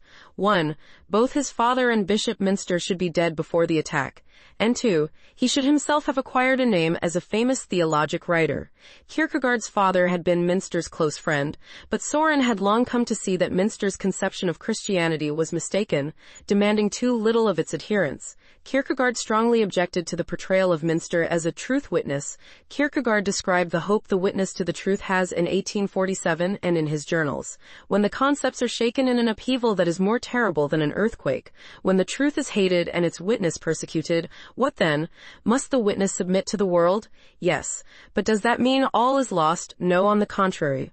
We remain convinced of this, and thus no proof is needed, for if it is not so, then such a person is not a witness to the truth either. Therefore we are reassured that even in the last moments such a person has retained a youthful recollection of what the youth expected, and he therefore has examined himself and his relationship before God to see whether the defect could lie in him, whether it was not possible for it to become, as the youth had expected, something he perhaps now desired most for the sake of the world, namely that truth has the victory, and good has its reward in the world. Woe to the one who presumptuously, precipitously, and impetuously brings the horror of confusion into more peaceable situations, but woe also to the one who, if it was necessary, did not have the bold confidence to turn everything around the second time when it was turned around the first time. Søren Kierkegaard, Upbuilding Discourses in Various Spirits, Hong, page 330. Relating oneself to the ideal in one's personal life is never seen. Such a life is the life of the witness to the truth. This rubric disappeared long ago, and preachers, philosophy professors, and poets have taken over the place of servants to the truth, whereby they no doubt are served very well. But they do not serve the truth. Søren Kierkegaard, Journals X1A11, Kierkegaard's pamphlets and polemical books, including The Moment, criticized several aspects of church formalities and politics. According to Kierkegaard, the idea of congregations keeps individuals as children, since Christians are disinclined from taking the initiative to take responsibility for their own relation to God. He stressed that Christianity is the individual, here, the single individual. Furthermore, since the church was controlled by the state, Kierkegaard believed the state's bureaucratic mission was to increase membership and oversee the welfare of its members. More members would mean more power for the clergyman. A corrupt ideal. This mission would seem at odds with Christianity's true doctrine, which, to Kierkegaard, is to stress the importance of the individual, not the whole. Thus, the state-church political structure is offensive and detrimental to individuals, since anyone can become Christian without knowing what it means to be Christian. It is also detrimental to the religion itself, since it reduces Christianity to a mere fashionable tradition adhered to by unbelieving believers, a herd mentality of the population, so to speak. Kierkegaard always stressed the importance of the conscience and the use of it. However, he showed marked elements of convergence with the medieval Catholicism. Nonetheless, Kierkegaard has been described as profoundly Lutheran. Death. Before the 10th issue of his periodical The Moment could be published, Kierkegaard collapsed on the street. He stayed in the hospital for over a month and refused communion. At that time, he regarded pastors as mere political officials, a niche in society who were clearly not representative of the divine. He told Emil Boesen, a friend since childhood, who kept a record of his conversations with Kierkegaard, that his life had been one of immense suffering, which may have seemed like vanity to others, but he did not think it so. Kierkegaard died in Frederick's Hospital after over a month, possibly from complications from a fall from a tree in his youth. It has been suggested by Professor Kare Weissman and philosopher Jens Stabrand that Kierkegaard died from pot disease, a form of tuberculosis. He was interred in the Assistens Kirkegård in the Nørrebro section of Copenhagen. At Kierkegaard's funeral, his nephew Henrik Lund caused a disturbance by protesting Kierkegaard's burial by the official church. Lund maintained that Kierkegaard would never have approved, had he been alive, as he had broken from and denounced the institution. Lund was later fined for his disruption of the funeral. Reception, 19th century reception, in September 1850, the Western Literary Messenger wrote, "While Martinson with his wealth of genius casts from his central position light upon every sphere of existence, upon all the phenomena of life, Søren Kierkegaard stands like another Simon Stylites upon his solitary column, with his eye unchangeably fixed upon one point." In 1855, the Danish National Church published his obituary. Kierkegaard did have an impact there, judging from the following quote from their article. "The fatal fruits which Dr. Kierkegaard showed to arise from the union of church and state have strengthened the scruples of many of the believing laity, who now feel that they can remain no longer in the church, because thereby they are in communion with unbelievers, for there is no ecclesiastical discipline." Changes did occur in the administration of the church, and these changes were linked to Kierkegaard's writings. The church noted that dissent was something foreign to the national mind. On the 5th of April 1855, the Church enacted new policies. Every member of a congregation is free to attend the ministry of any clergyman, and is not, as formerly, bound to the one whose parishioner he is. In March 1857, compulsory infant baptism was abolished. Debates sprang up over the king's position as the head of the church and over whether to adopt a constitution. Grundtvig objected to having any written rules. Immediately following this announcement, the agitation occasioned by Kierkegaard was mentioned. Kierkegaard was accused of Hegelianism and Darbyism, but the article continued to say, one great truth has been made prominent, viz., namely, that there exists a worldly-minded clergy, that many things in the church are rotten, that all need daily repentance, that one must never be contented with the existing state of either the church or her pastors. Hans Martensen was the subject of a Danish article, Dr. S. Kierkegaard against Dr. H. Martensen by Hans Peter Kofod Hansen, 1813-1893, that was published in 1856, untranslated, and Martensen mentioned him extensively in Christian Ethics, published in 1871. Kierkegaard's assertion is therefore perfectly justifiable, that with the category of the individual, the cause of Christianity must stand and fall, that without this category, pantheism had conquered unconditionally. From this, at a glance, it may be seen that Kierkegaard ought to have made common cause with those philosophic and theological writers who specially desired to promote the principle of personality as opposed to pantheism. This is, however, far from the case. For those views which upheld the category of existence and personality, in opposition to this abstract idealism, did not do this in the sense of an either, or, but in that of a both, and they strove to establish the unity of existence and idea, which may be specially seen from the fact that they desired system and totality. Martensen accused Kierkegaard and Alexander Vinnet of not giving society its due. He said both of them put the individual above society, and in so doing, above the church. Another early critic was Magnus Eriksson, who criticized Martensen and wanted Kierkegaard as his ally in his fight against speculative theology. August Strindberg was influenced by the Danish individualistic philosopher Kierkegaard while a student at Uppsala University, 1867-1870, and mentioned him in his book Growth of a Soul, as well as Zones of the Spirit, 1913. Edwin Björkman credited Kierkegaard as well as Henry Thomas Buckle and Eduard von Hartmann with shaping Strindberg's artistic form until he was strong enough to stand wholly on his own feet. The dramatist Henrik Ibsen is said to have become interested in Kierkegaard, as well as the Norwegian national writer and poet Bjørnstjerne Bjørnson, 1832-1910, who named one of his characters Søren Petersen in his 1890 book In God's Way. Kierkegaard's father's name was Michael Petersen Kierkegaard. Several of Kierkegaard's works were translated into German from 1861 onward, including excerpts from Practice in Christianity, 1872. From Fear and Trembling and Concluding Unscientific Postscript, 1874, For Upbuilding Discourses and Christian Discourses, 1875, and The Lilies of the Field and the Birds of the Air, 1876. According to Kierkegaard's international reception, Northern and Western Europe.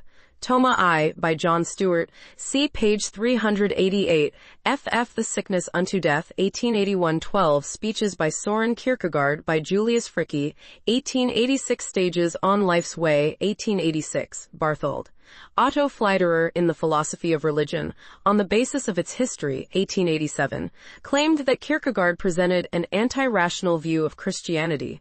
He went on to assert that the ethical side of a human being has to disappear completely in his one-sided view of faith as the highest good. He wrote, Kierkegaard can only find true Christianity in entire renunciation of the world, in the following of Christ in lowliness and suffering, especially when met by hatred and persecution on the part of the world. Hence his passionate polemic against ecclesiastical Christianity, which he says has fallen away from Christ by coming to a peaceful understanding with the world and conforming itself to the world's life. True Christianity, on the contrary, is constant polemical pathos, a battle against reason, nature, and the world. Its commandment is enmity with the world. Its way of life is the death of the naturally human. An article from an 1889 dictionary of religion revealed a good idea of how Kierkegaard was regarded at that time, stating, having never left his native city more than a few days at a time, excepting once, when he went to Germany, to study Schelling's philosophy, he was the most original thinker and theological philosopher the North ever produced. His fame has been steadily growing since his death, and he bids fair to become the leading religio-philosophical light of Germany. Not only his theological, but also his aesthetic works have of late become the subject of universal study in Europe. Early 20th century reception. The first academic to draw attention to Kierkegaard was fellow Dane Georg Brandes, who published in German as well as Danish. Brandes gave the first formal lectures on Kierkegaard in Copenhagen and helped bring him to the attention of the European intellectual community. Brandes published the first book on Kierkegaard's philosophy and life, Søren Kierkegaard, ein literarisches Charakterbild, Autorecherche Deutsche Osk, 1879, which Adolf Hult said was a misconstruction of Kierkegaard's work and falls far short of the truth. Brandes compared him to Hegel and Tycho Brahe in Reminiscences of My Childhood and Youth, 1906. Brandes also discussed the Corsair affair in the same book. Brandes opposed Kierkegaard's ideas in the 1911 edition of the Britannica. Brandes compared Kierkegaard to Nietzsche as well. He also mentioned Kierkegaard extensively in Volume 2 of his 6-volume work, Main Currents in 19th Century Literature, 1872 in German and Danish, 1906 English. There are two types of the artistic soul. There is the one which needs many varying experiences and constantly changing models, and which instantly gives a poetic form to every fresh incident. There is the other which requires amazingly few outside elements to fertilize it, and for which a single life circumstance, inscribed with sufficient force, can furnish a whole wealth of ever-changing thought and modes of expression. Søren Kierkegaard among writers and Max Klinger among painters are both great examples of the latter type. To which did Shakespeare belong? William Shakespeare. A Critical Study by George Brandes, 1898, page 195. Swedish author Waldemar Rudin published Søren Kierkegaard's Person och Forfatterskap, et Forsak in 1880. During the 1890s, Japanese philosophers began disseminating the works of Kierkegaard. Tetsuro Watsuji was one of the first philosophers outside of Scandinavia to write an introduction on his philosophy in 1915. Harold Hofting wrote an article about him in A Brief History of Modern Philosophy, 1900. Hofting mentioned Kierkegaard in Philosophy of Religion, 1906, and the American Journal of Theology, 1908, printed an article about Hofting's Philosophy of Religion. Then Hofting repented of his previous convictions in The Problems of Philosophy, 1913. Hofting was also a friend of the American philosopher William James, and although James had not read Kierkegaard's works, as they were not yet translated into English, he attended the lectures about Kierkegaard by Hofting and agreed with much of those lectures. James's favorite quote from Kierkegaard came from Hofting: "We live forwards, but we understand backwards." Kierkegaard wrote of moving forward past the irresolute good intention. The yes of the promise is sleep-inducing, but the no, spoken and therefore audible to oneself, is awakening, and repentance is usually not far away. The one who says, "I will, sir," is at the same moment pleased with himself. The one who says no becomes almost afraid of himself. But this difference, if very significant in the first moment and very decisive in the next moment, yet if the first moment is the judgment of the momentary, the second moment is the judgment of eternity. This is precisely why the world is so inclined to promises, inasmuch as the world is the momentary, and at the moment a promise looks very good. This is why eternity is suspicious of promises, just as it is suspicious of everything momentary. And so it is also with the one who, rich in good intentions and quick to promise, moves backward further and further away from the good. By means of the intention and the promise, he is facing in the direction of the good, is turned toward the good, but is moving backward further and further away from it. With every renewed intention and promise, it looks as if he took a step forward, and yet he is not merely standing still, but he is actually taking a step backward. The intention taken in vain, the unfulfilled promise leaves despondency, dejection, that in turn perhaps soon blazes up into an even more vehement intention, which leaves only greater listlessness.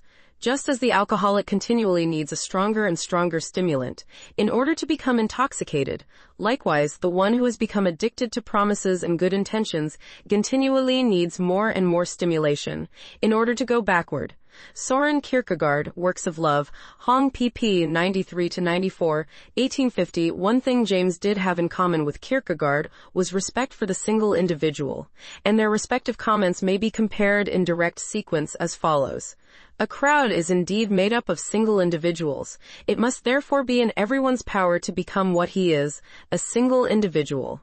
No one is prevented from being a single individual. No one, unless he prevents himself by becoming many. To become a crowd, to gather a crowd around oneself, is on the contrary to distinguish life from life. Even the most well-meaning one who talks about that can easily offend a single individual. In his book, A Pluralistic Universe, James stated that individuality outruns all classification, yet we insist on classifying everyone we meet under some general label, as these heads usually suggest prejudicial associations to some hearer or other. The life of philosophy largely consists of resentments at the classing and complaints of being misunderstood, but there are signs of clearing up for which both Oxford and Harvard are partly to be thanked. The Encyclopedia of Religion and Ethics had an article about Kierkegaard in 1908. The article began, "The life of Søren Kierkegaard has but few points of contact with the external world."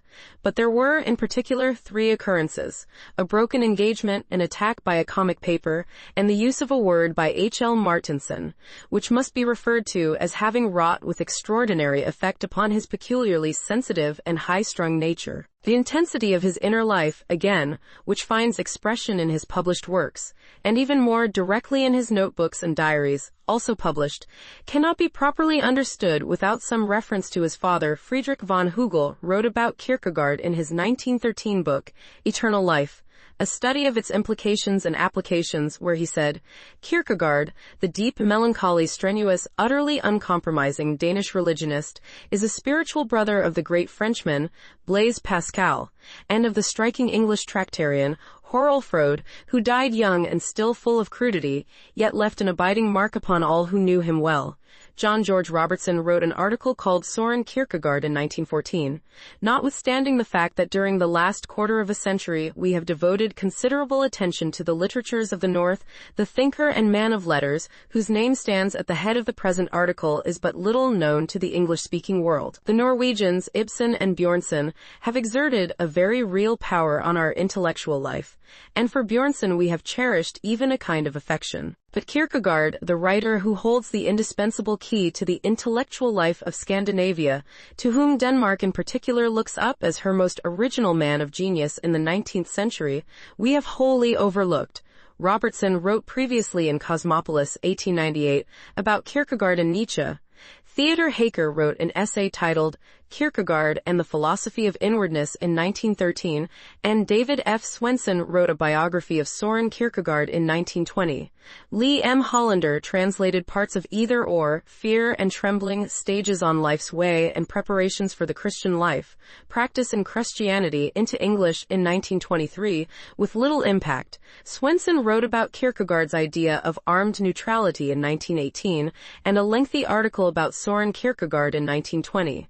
Swenson stated, "It would be interesting to speculate upon the reputation that Kierkegaard might have attained, and the extent of the influence he might have exerted, if he had written in one of the major European languages, instead of in the tongue of one of the smallest countries in the world." Austrian psychologist Wilhelm Steckel, 1868-1940, referred to Kierkegaard as the fanatical follower of Don Juan, himself the philosopher of Don Juanism, in his book Disguises of Love. German psychiatrist and philosopher Karl Jaspers, 1883-1969, stated he had been reading Kierkegaard since 1914 and compared Kierkegaard's writings with Hegel's Phenomenology of Mind and the writings of Friedrich Nietzsche. Jaspers saw Kierkegaard as a champion of Christianity and Nietzsche as a champion for atheism. Later, in 1935, Karl Jaspers emphasized Kierkegaard's and Nietzsche's continuing importance for modern philosophy equals German and English translators of Kierkegaard's works equals Albert Barthed began translating Kierkegaard's works into German as early as 1873. Hermann Gotch published Kierkegaard's journals in 1905. It had taken academics 50 years to arrange his journals. Kierkegaard's main works were translated into German by Christoph Schrempf from 1909 onwards. Emanuel Hirsch released a German edition of Kierkegaard's collected works from 1950 onwards. Both Harold Hofting's and Schrempf's books about Kierkegaard were reviewed in 1892. In the 1930s, the first academic English translations by Alexander Drew, David F. Swenson, Douglas V. Steer, and Walter Lowry appeared under the editorial efforts of Oxford University Press editor Charles Williams, one of the members of the Inklings, Thomas Henry Croxall, another early translator. Lowry and Drew all hoped that people would not just read about Kierkegaard, but would actually read his works. Drew published an English translation of Kierkegaard's journals in 1958. Alistair Hunney translated some of Kierkegaard's works. From the 1960s to the 1990s, Howard V. Hong and Edna H. Hong translated his works more than once. The first volume of their first version of the Journals and Papers, Indiana 1967 to 1978, won the 1968 U.S. National Book Award in category translation. They both dedicated their lives to the study of Søren Kierkegaard and his works, which are maintained at the Howard V. and Edna H. Hong Kierkegaard Library. John Stewart from the University of Copenhagen has written extensively about Søren Kierkegaard. Kierkegaard's influence on Karl Barth's early theology. Kierkegaard's influence on Karl Barth's early theology is evident in the Epistle to the Romans chapter 1918, 1921, 1933. If I have a system, it is limited to a recognition of what Kierkegaard called the infinite qualitative distinction, and to my regarding this as possessing negative as well as positive significance. God is in heaven, and thou art on earth. The relation between such a God and such a man, and the relation between such a man and such a God, is for me the theme of the Bible and the essence of philosophy. Philosophers name this krisis of human perception, the prime cause. The Bible holds at the same crossroads the figure of Jesus Christ. When I am faced by such a document as the Epistle of Paul to the Romans, I embark on its interpretation on the assumption that he is confronted with the same unmistakable and unmeasurable significance of that relation as I myself am confronted with, and that it is this situation which molds his thought and its expression. Karl Barth, The Epistle to the Romans, chapter 1919 preface, originally published in German. Barth read at least 3 volumes of Kierkegaard's works, Practice in Christianity, The Moment, and an anthology from his journals and diaries. Almost all key terms from Kierkegaard, which had an important role in the Epistle to the Romans, can be found in Practice in Christianity. The concept of the indirect communication, the paradox, and the moment of practice in Christianity in particular, confirmed and sharpened Barth's ideas on contemporary Christianity and the Christian life. It was in his study of Paul that he found his first peace of mind. He was fascinated by the revelation of the power of the Holy Spirit when it once touched a man, at the completeness with which it overwhelms and keeps its chosen ones loyal. He conceived of Paul as one upon whom God had laid his hand. Barth writes, "The man Paul evidently sees and hears something which is above everything, which is absolutely beyond the range of my observation and measure of my thought." Following this observation, Barth too became a listener, and in that moment was born the theology of crisis. Besides affecting Barth deeply, the philosophy of Kierkegaard has found voice in the works of Ibsen, Unamuno, and Heidegger, and its sphere of influence seems to be growing in ever-widening circles. The principal contribution of Kierkegaard to Barth is the dualism of time and eternity, which Kierkegaard phrases, the infinite qualitative difference between time and eternity. Wilhelm Pach wrote in 1931, Karl Barth, Prophet of a New Christianity, that Kierkegaard's use of the Latin phrase finitum non capix infinity, the finite does not or cannot comprehend the infinite, summed up Barth's system.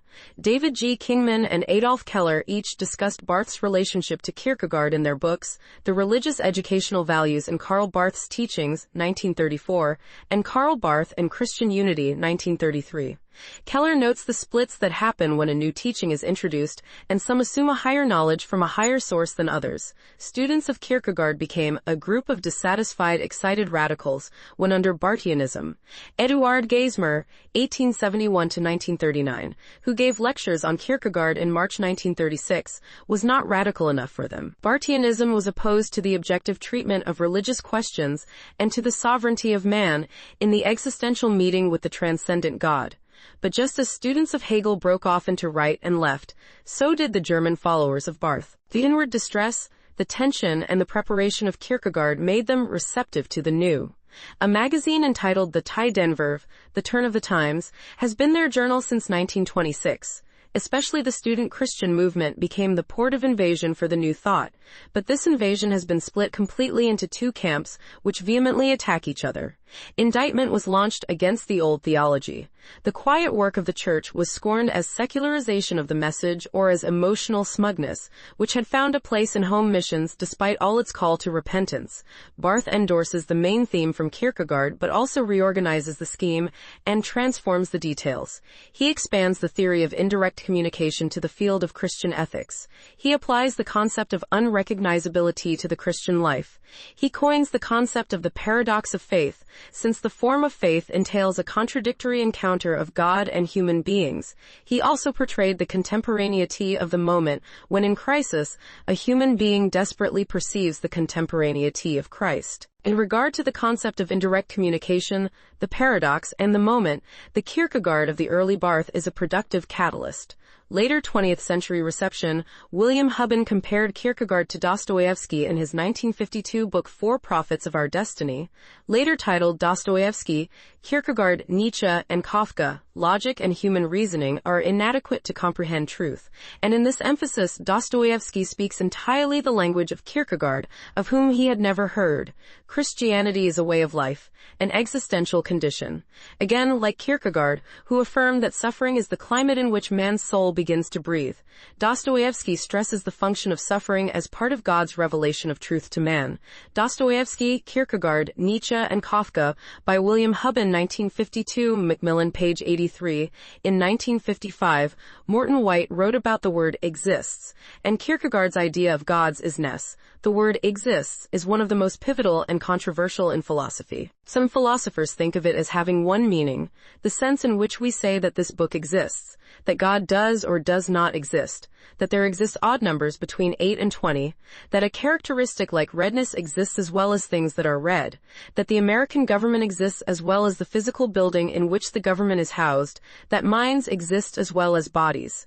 And when the word exists is construed in this unambiguous way, many famous disputes in the history of philosophy and theology appear to be quite straightforward. Theists affirm that God exists, while atheists deny the very same statement. Materialists say that matter exists, while some idealists think that it is illusory. Nominalists, as they are called, deny the existence of characteristics like redness, while Platonic realists affirm it.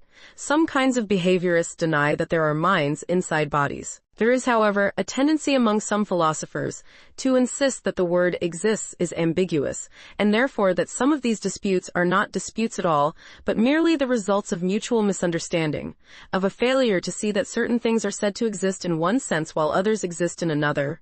One of the outstanding efforts of this kind in the 20th century occurs in the early writings of realists who maintain that only concrete things in space and time exist, while abstract characteristics of things or relations between them should be said to subsist. This is sometimes illustrated by pointing out that while Chicago and St. Louis both exist at definite places, the relation more populous than which holds between them exists neither in Chicago nor in St. Louis, nor in the area between them, but is nevertheless something about which we can speak, something that is usually assigned to a timeless and spaceless realm, like that of which Plato spoke.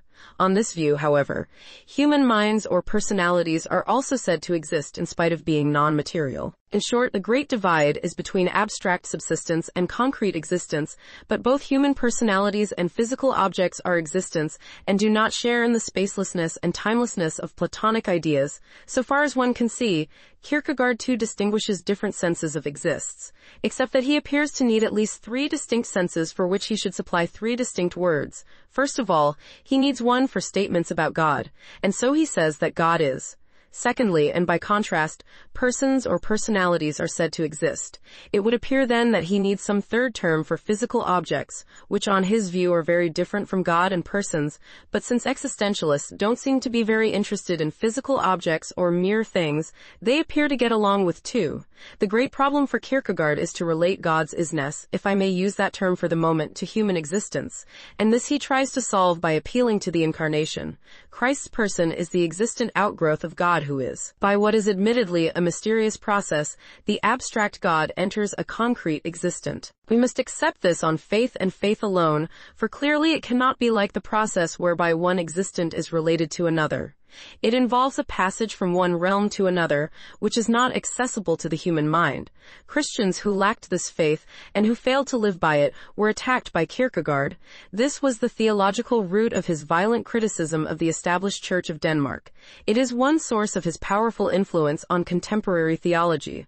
20th-century philosophers, The Age of Analysis. Selected with introduction and commentary by Morton White, 1955, pp. 118 to 121. Houghton Mifflin Company. John Daniel Wilde noted as early as 1959 that Kierkegaard's works had been translated into almost every important living language, including Chinese, Japanese, and Korean, and it is now fair to say that his ideas are almost as widely known and as influential in the world as those of his great opponent, Hegel, still the most potent of world philosophers. Mortimer J. Adler wrote the following about Kierkegaard in 1962.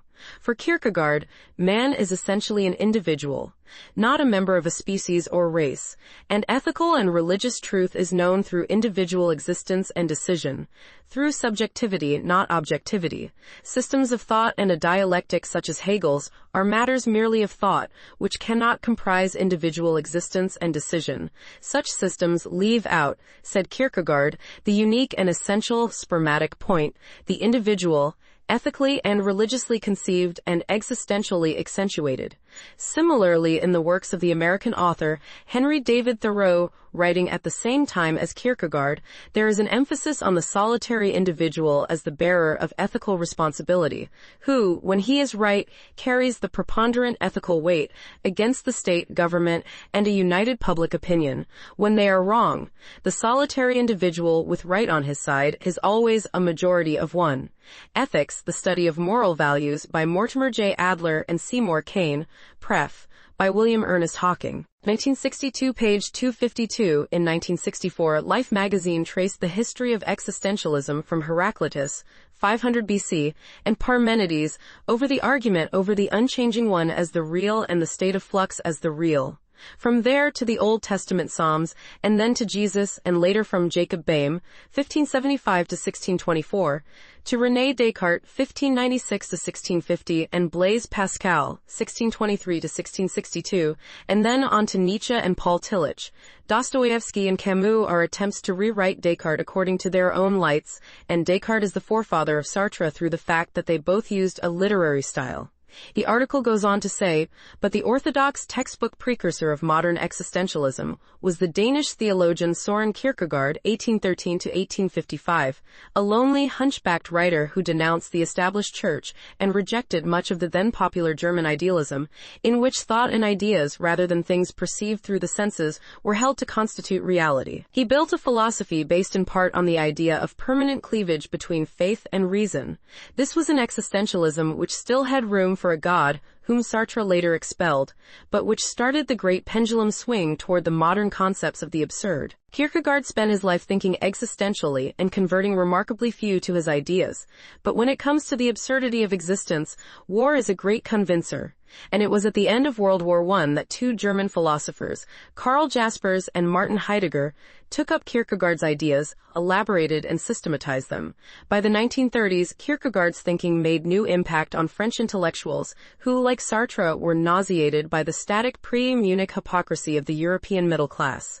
After World War II, with the human condition more precarious than ever, with humanity facing the mushroom-shaped ultimate absurdity, existentialism in our time came together in Jean-Paul Sartre. Existentialism, Life, November 6, 1964, Volume 57, Number 19 ISSN 0024-3019, published by Time Inc., pp. 86, 102-103. Kierkegaard's comparatively early and manifold philosophical and theological reception in Germany was one of the decisive factors of expanding his work's influence and readership throughout the world. Important for the first phase of his reception in Germany was the establishment of the journal Zwischen den Zeiten, Between the Ages, in 1922 by a heterogeneous circle of Protestant theologians, Karl Barth, Emil Brunner, Rudolf Bultmann, and Friedrich Gogarten. Their thought would soon be referred to as dialectical theology. At roughly the same time, Kierkegaard was discovered by several proponents of the Jewish Christian philosophy of dialogue in Germany, namely by Martin Buber, Ferdinand Ebner, and Franz Rosenzweig. In addition to the philosophy of dialogue, existential philosophy has its point of origin in Kierkegaard and his concept of individuality.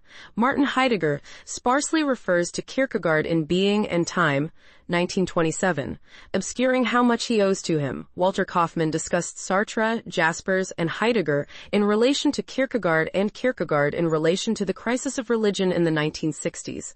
Later, Kierkegaard's Fear and Trembling Series 2 and The Sickness Unto Death Series 3 were included in the Penguin Great Ideas Series 2 and 3. Philosophy and theology. Kierkegaard has been called a philosopher, a theologian, the father of existentialism, both atheistic and theistic variations, a literary critic, a social theorist, a humorist, a psychologist, and a poet. Two of his influential ideas are subjectivity and the notion popularly referred to as leap of faith. However, the Danish equivalent to the English phrase leap of faith does not appear in the original Danish, nor is the English phrase found in current English translations of Kierkegaard's works. Kierkegaard does mention the concepts of faith and leap together many times in his works. The leap of faith is his conception of how an individual would believe in God or how a person would act in love. Faith is not a decision based on evidence that say certain beliefs about God are true or a certain person is worthy of love. No such evidence could ever be enough to completely justify the kind of total commitment involved in true religious faith or romantic love. Faith involves making that commitment anyway. Kierkegaard thought that to have faith is at the same time to have doubt. So, for example, for one to truly have faith in God, one would also have to doubt one's beliefs about God.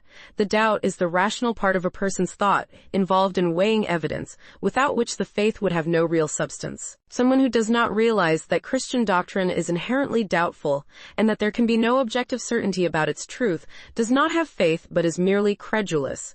For example, it takes no faith to believe that a pencil or a table exists when one is looking at it and touching it. In the same way, to believe or have faith in God is to know that one has no perceptual or any other access to God, and yet still has faith in God. Kierkegaard writes, "Doubt is conquered by faith, just as it is faith which has brought doubt into the world." Kierkegaard also stresses the importance of the self and the self's relation to the world as being grounded in self-reflection and introspection. He argued in concluding unscientific postscript to philosophical fragments that subjectivity is truth and truth is subjectivity. This has to do with the distinction between what is objectively true and an individual's subjective relation, such as indifference or commitment to that truth. People who in some sense believe the same things may relate to those beliefs quite differently. Two individuals may both believe that many of those around them are poor and deserve help, but this knowledge may lead only one of them to decide to actually help the poor. This is how Kierkegaard put it. What a priceless invention statistics are, what a glorious fruit of culture, what a characteristic counterpart to the Dante narrator fabula. The tale is told about you, of antiquity. Schleiermacher so enthusiastically declares that knowledge does not perturb religiousness, and that the religious person does not sit safeguarded by a lightning rod and scoff at God. Yet with the help of statistical tables, one laughs at all of life. In other words, Kierkegaard says, who has the more difficult task? The teacher who lectures on earnest things a meteor's distance from everyday life, or the learner who should put it to use? This is how it was summed up in 1940. Kierkegaard does not deny the fruitfulness or validity of abstract thinking, science, logic, and so on, but he does deny any superstition which pretends that abstract theorizing is a sufficient concluding argument for human existence. He holds it to be unforgivable pride or stupidity to think that the impersonal abstraction can answer the vital problems of human everyday life. Logical theorems, mathematical symbols, physical statistical laws can never become patterns of human existence.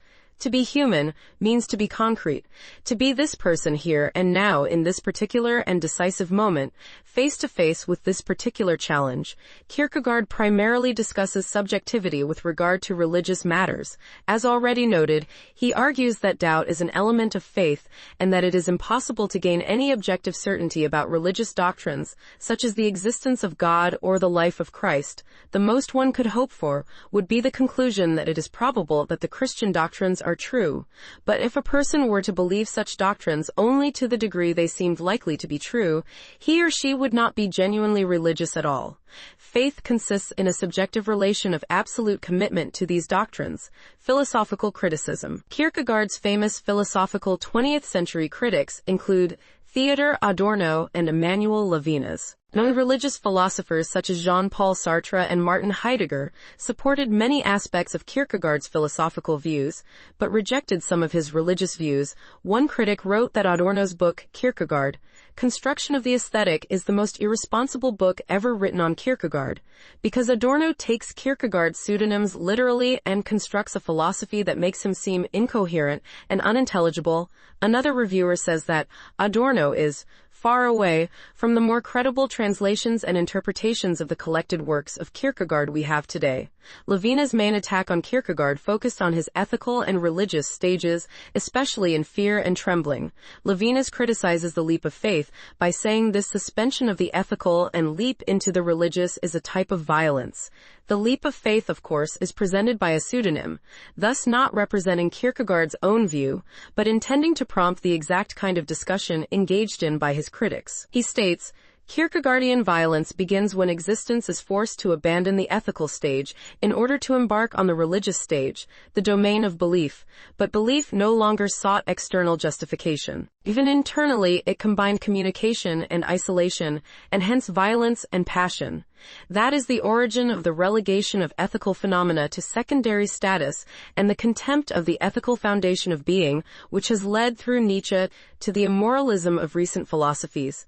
Levinas pointed to the Judeo-Christian belief that it was God who first commanded Abraham to sacrifice Isaac, and that an angel commanded Abraham to stop. If Abraham were truly in the religious realm, he would not have listened to the angel's command and should have continued to kill Isaac. To Levinas, transcending ethics seems like a loophole to excuse would-be murderers from their crime, and thus is unacceptable. One interesting consequence of Levinas' critique is that it seemed to reveal that Levinas viewed God as a projection of inner ethical desire rather than an absolute moral agent. However, one of Kierkegaard's central points in Fear and Trembling was that the religious sphere entails the ethical sphere. Abraham had faith that God is always in one way or another ethically in the right, even when he commands someone to kill. Therefore, deep down, Abraham had faith that God, as an absolute moral authority, would never allow him in the end to do something as ethically heinous as murdering his own child. And so he passed the test of blind obedience versus moral choice. He was making the point that God, as well as the God-man Christ, doesn't tell people everything when sending them out on a mission, and reiterated this in stages on life's way. I conceive of God as one who approves in a calculated vigilance. I believe that he approves of intrigues, and what I have read in the sacred books of the Old Testament is not of a sort to dishearten me. The Old Testament furnishes examples abundantly of a shrewdness which is nevertheless well-pleasing to God, and that at a later period Christ said to his disciples, These things I said not unto you from the beginning.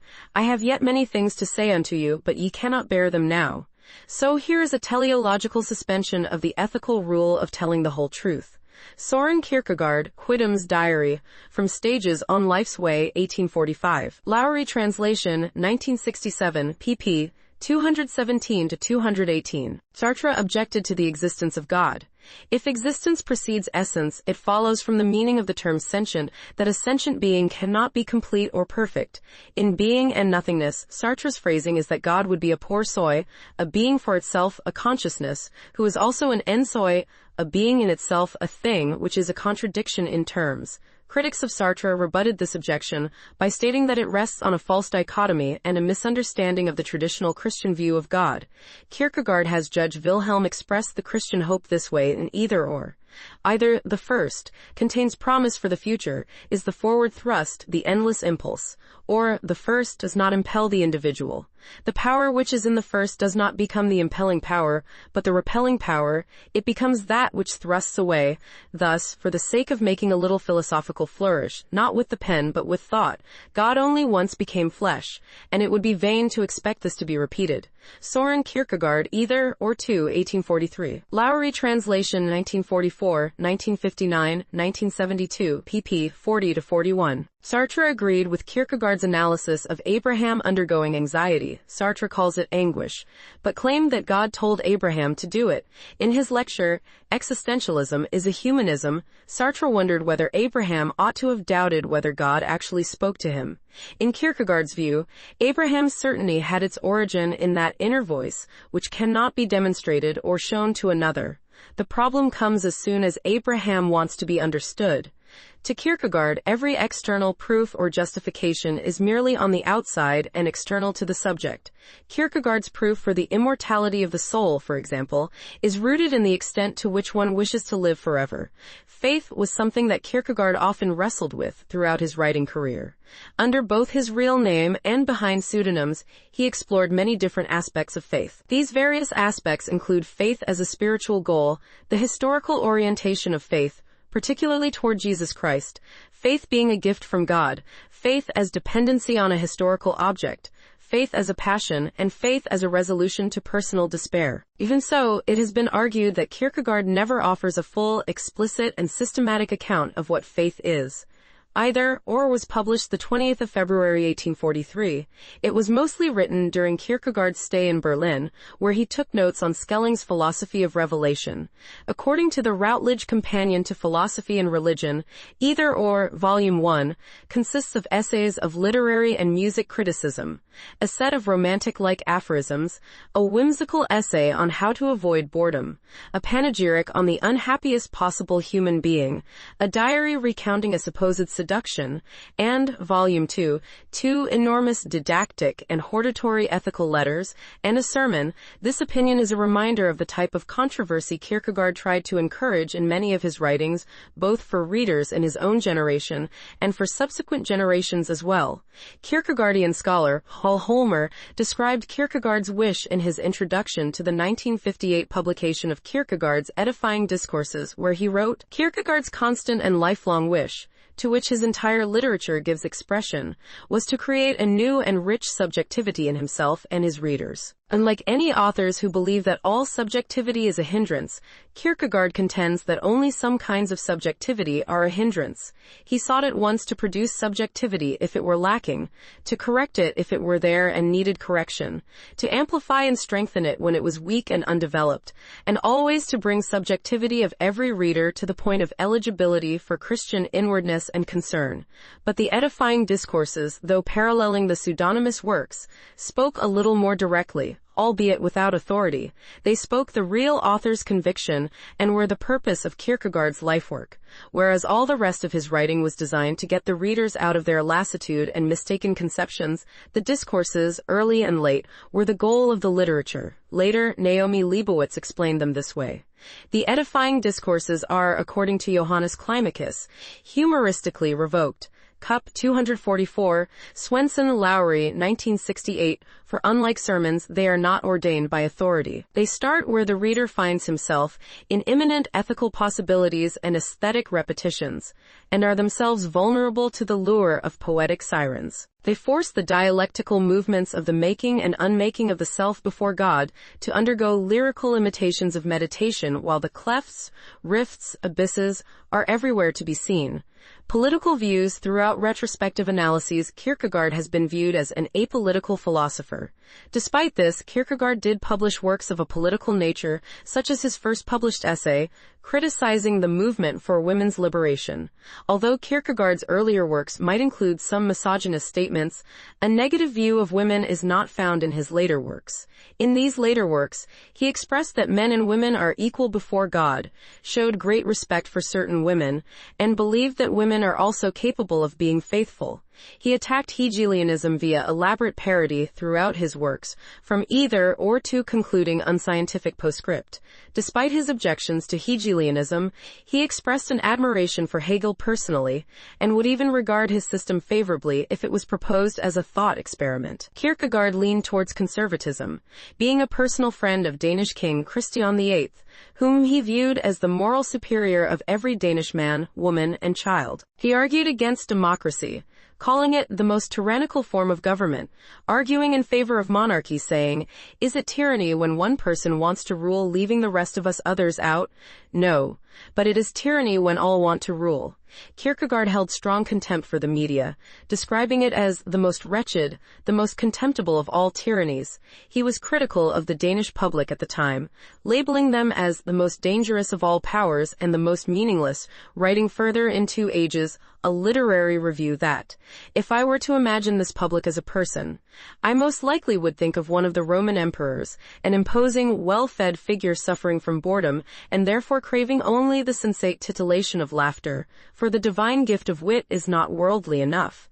So this person, more sluggish than he is evil, but negatively domineering, saunters around looking for variety. Some interpret Kierkegaard's thought as implying that in regards to serving God, sexuality is irrelevant before God, not only for men and women, but also for homosexuals and heterosexuals. Kierkegaard's political philosophy has been likened to neoconservatism, despite its major influence on radical and anti-traditional thinkers, religious and secular, such as Dietrich Bonhoeffer and Jean-Paul Sartre. It has also been likened to anti-establishment thought and has been described as a starting point for contemporary political theories. Legacy: many 20th century philosophers, both theistic and atheistic, and theologians, drew concepts from Kierkegaard, including the notions of angst, despair, and the importance of the individual. His fame as a philosopher grew tremendously in the 1930s, in large part because the ascendant existentialist movement pointed to him as a precursor, although later writers celebrated him as a highly significant and influential thinker in his own right. Since Kierkegaard was raised as a Lutheran, he was commemorated as a teacher in the calendar of saints of the Lutheran Church on the 11th of November. Philosophers and theologians influenced by Kierkegaard are numerous and include major 20th century theologians and philosophers. Paul Feyerabend's epistemological anarchism in the philosophy of science was inspired by Kierkegaard's idea of subjectivity as truth. Ludwig Wittgenstein was immensely influenced and humbled by Kierkegaard, claiming that Kierkegaard is far too deep for me anyhow. He bewilders me without working the good effects which he would in deeper souls. Karl Popper referred to Kierkegaard as the great reformer of Christian ethics, who exposed the official Christian morality of his day as anti-Christian and anti-humanitarian hypocrisy. Hilary Putnam admired Kierkegaard for his insistence on the priority of the question, how should I live? By the early 1930s, Jacques Ellul's 3 primary sources of inspiration were Karl Marx, Søren Kierkegaard, and Karl Barth. According to Ellul, Marx and Kierkegaard were his 2 greatest influences, and the only 2 authors of which he read all of their work. Herbert Reed wrote in 1945, Kierkegaard's life was in every sense that of a saint. He is perhaps the most real saint of modern times. Kierkegaard has also had a considerable influence on 20th century literature. Figures deeply influenced by his work include W. H. Auden, Jorge Luis Borges, Don DeLillo, Hermann Hesse, Franz Kafka, David Lodge, Flannery O'Connor, Walker Percy, Rainer Maria Rilke, J.D. Salinger, and John Updike. But George Henry Price wrote in his 1963 book The Narrow Past regarding the who and the what of Kierkegaard still seems to hold true today. Kierkegaard was the sanest man of his generation. Kierkegaard was a schizophrenic. Kierkegaard was the greatest Dane, the difficult Dane, the gloomy Dane. Kierkegaard was the greatest Christian of the century. Kierkegaard's aim was the destruction of the historic Christian faith. He did not attack philosophy as such. He negated reason. He was a voluntarist. Kierkegaard was the knight of faith. Kierkegaard never found faith. Kierkegaard possessed the truth. Kierkegaard was one of the damned. Kierkegaard had a profound influence on psychology. He is widely regarded as the founder of Christian psychology and of existential psychology and therapy. Existentialist, often called humanistic, psychologists and therapists include Ludwig Binswanger, Viktor Frankl, Erich Fromm, Carl Rogers, and Rollo May. May based his The Meaning of Anxiety on Kierkegaard's The Concept of Anxiety. Kierkegaard's sociological work 2 Ages, The Age of Revolution and the Present Age, critiques modernity. Ernest Becker based his 1974 Pulitzer Prize book The Denial of Death on the writings of Kierkegaard, Freud, and Otto Rank. Kierkegaard is also seen as an important precursor of postmodernism. Danish priest Johannes Malehave has lectured about Kierkegaard. In popular culture, he was the subject of serious television and radio programs.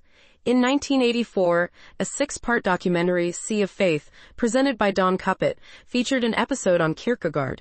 while on Maundy Thursday in 2008, Kierkegaard was the subject of discussion of the BBC Radio 4 program presented by Melvyn Bragg, In Our Time, during which it was suggested that Kierkegaard straddles the analytic continental divide. Google honored him with a Google Doodle on his 200th anniversary.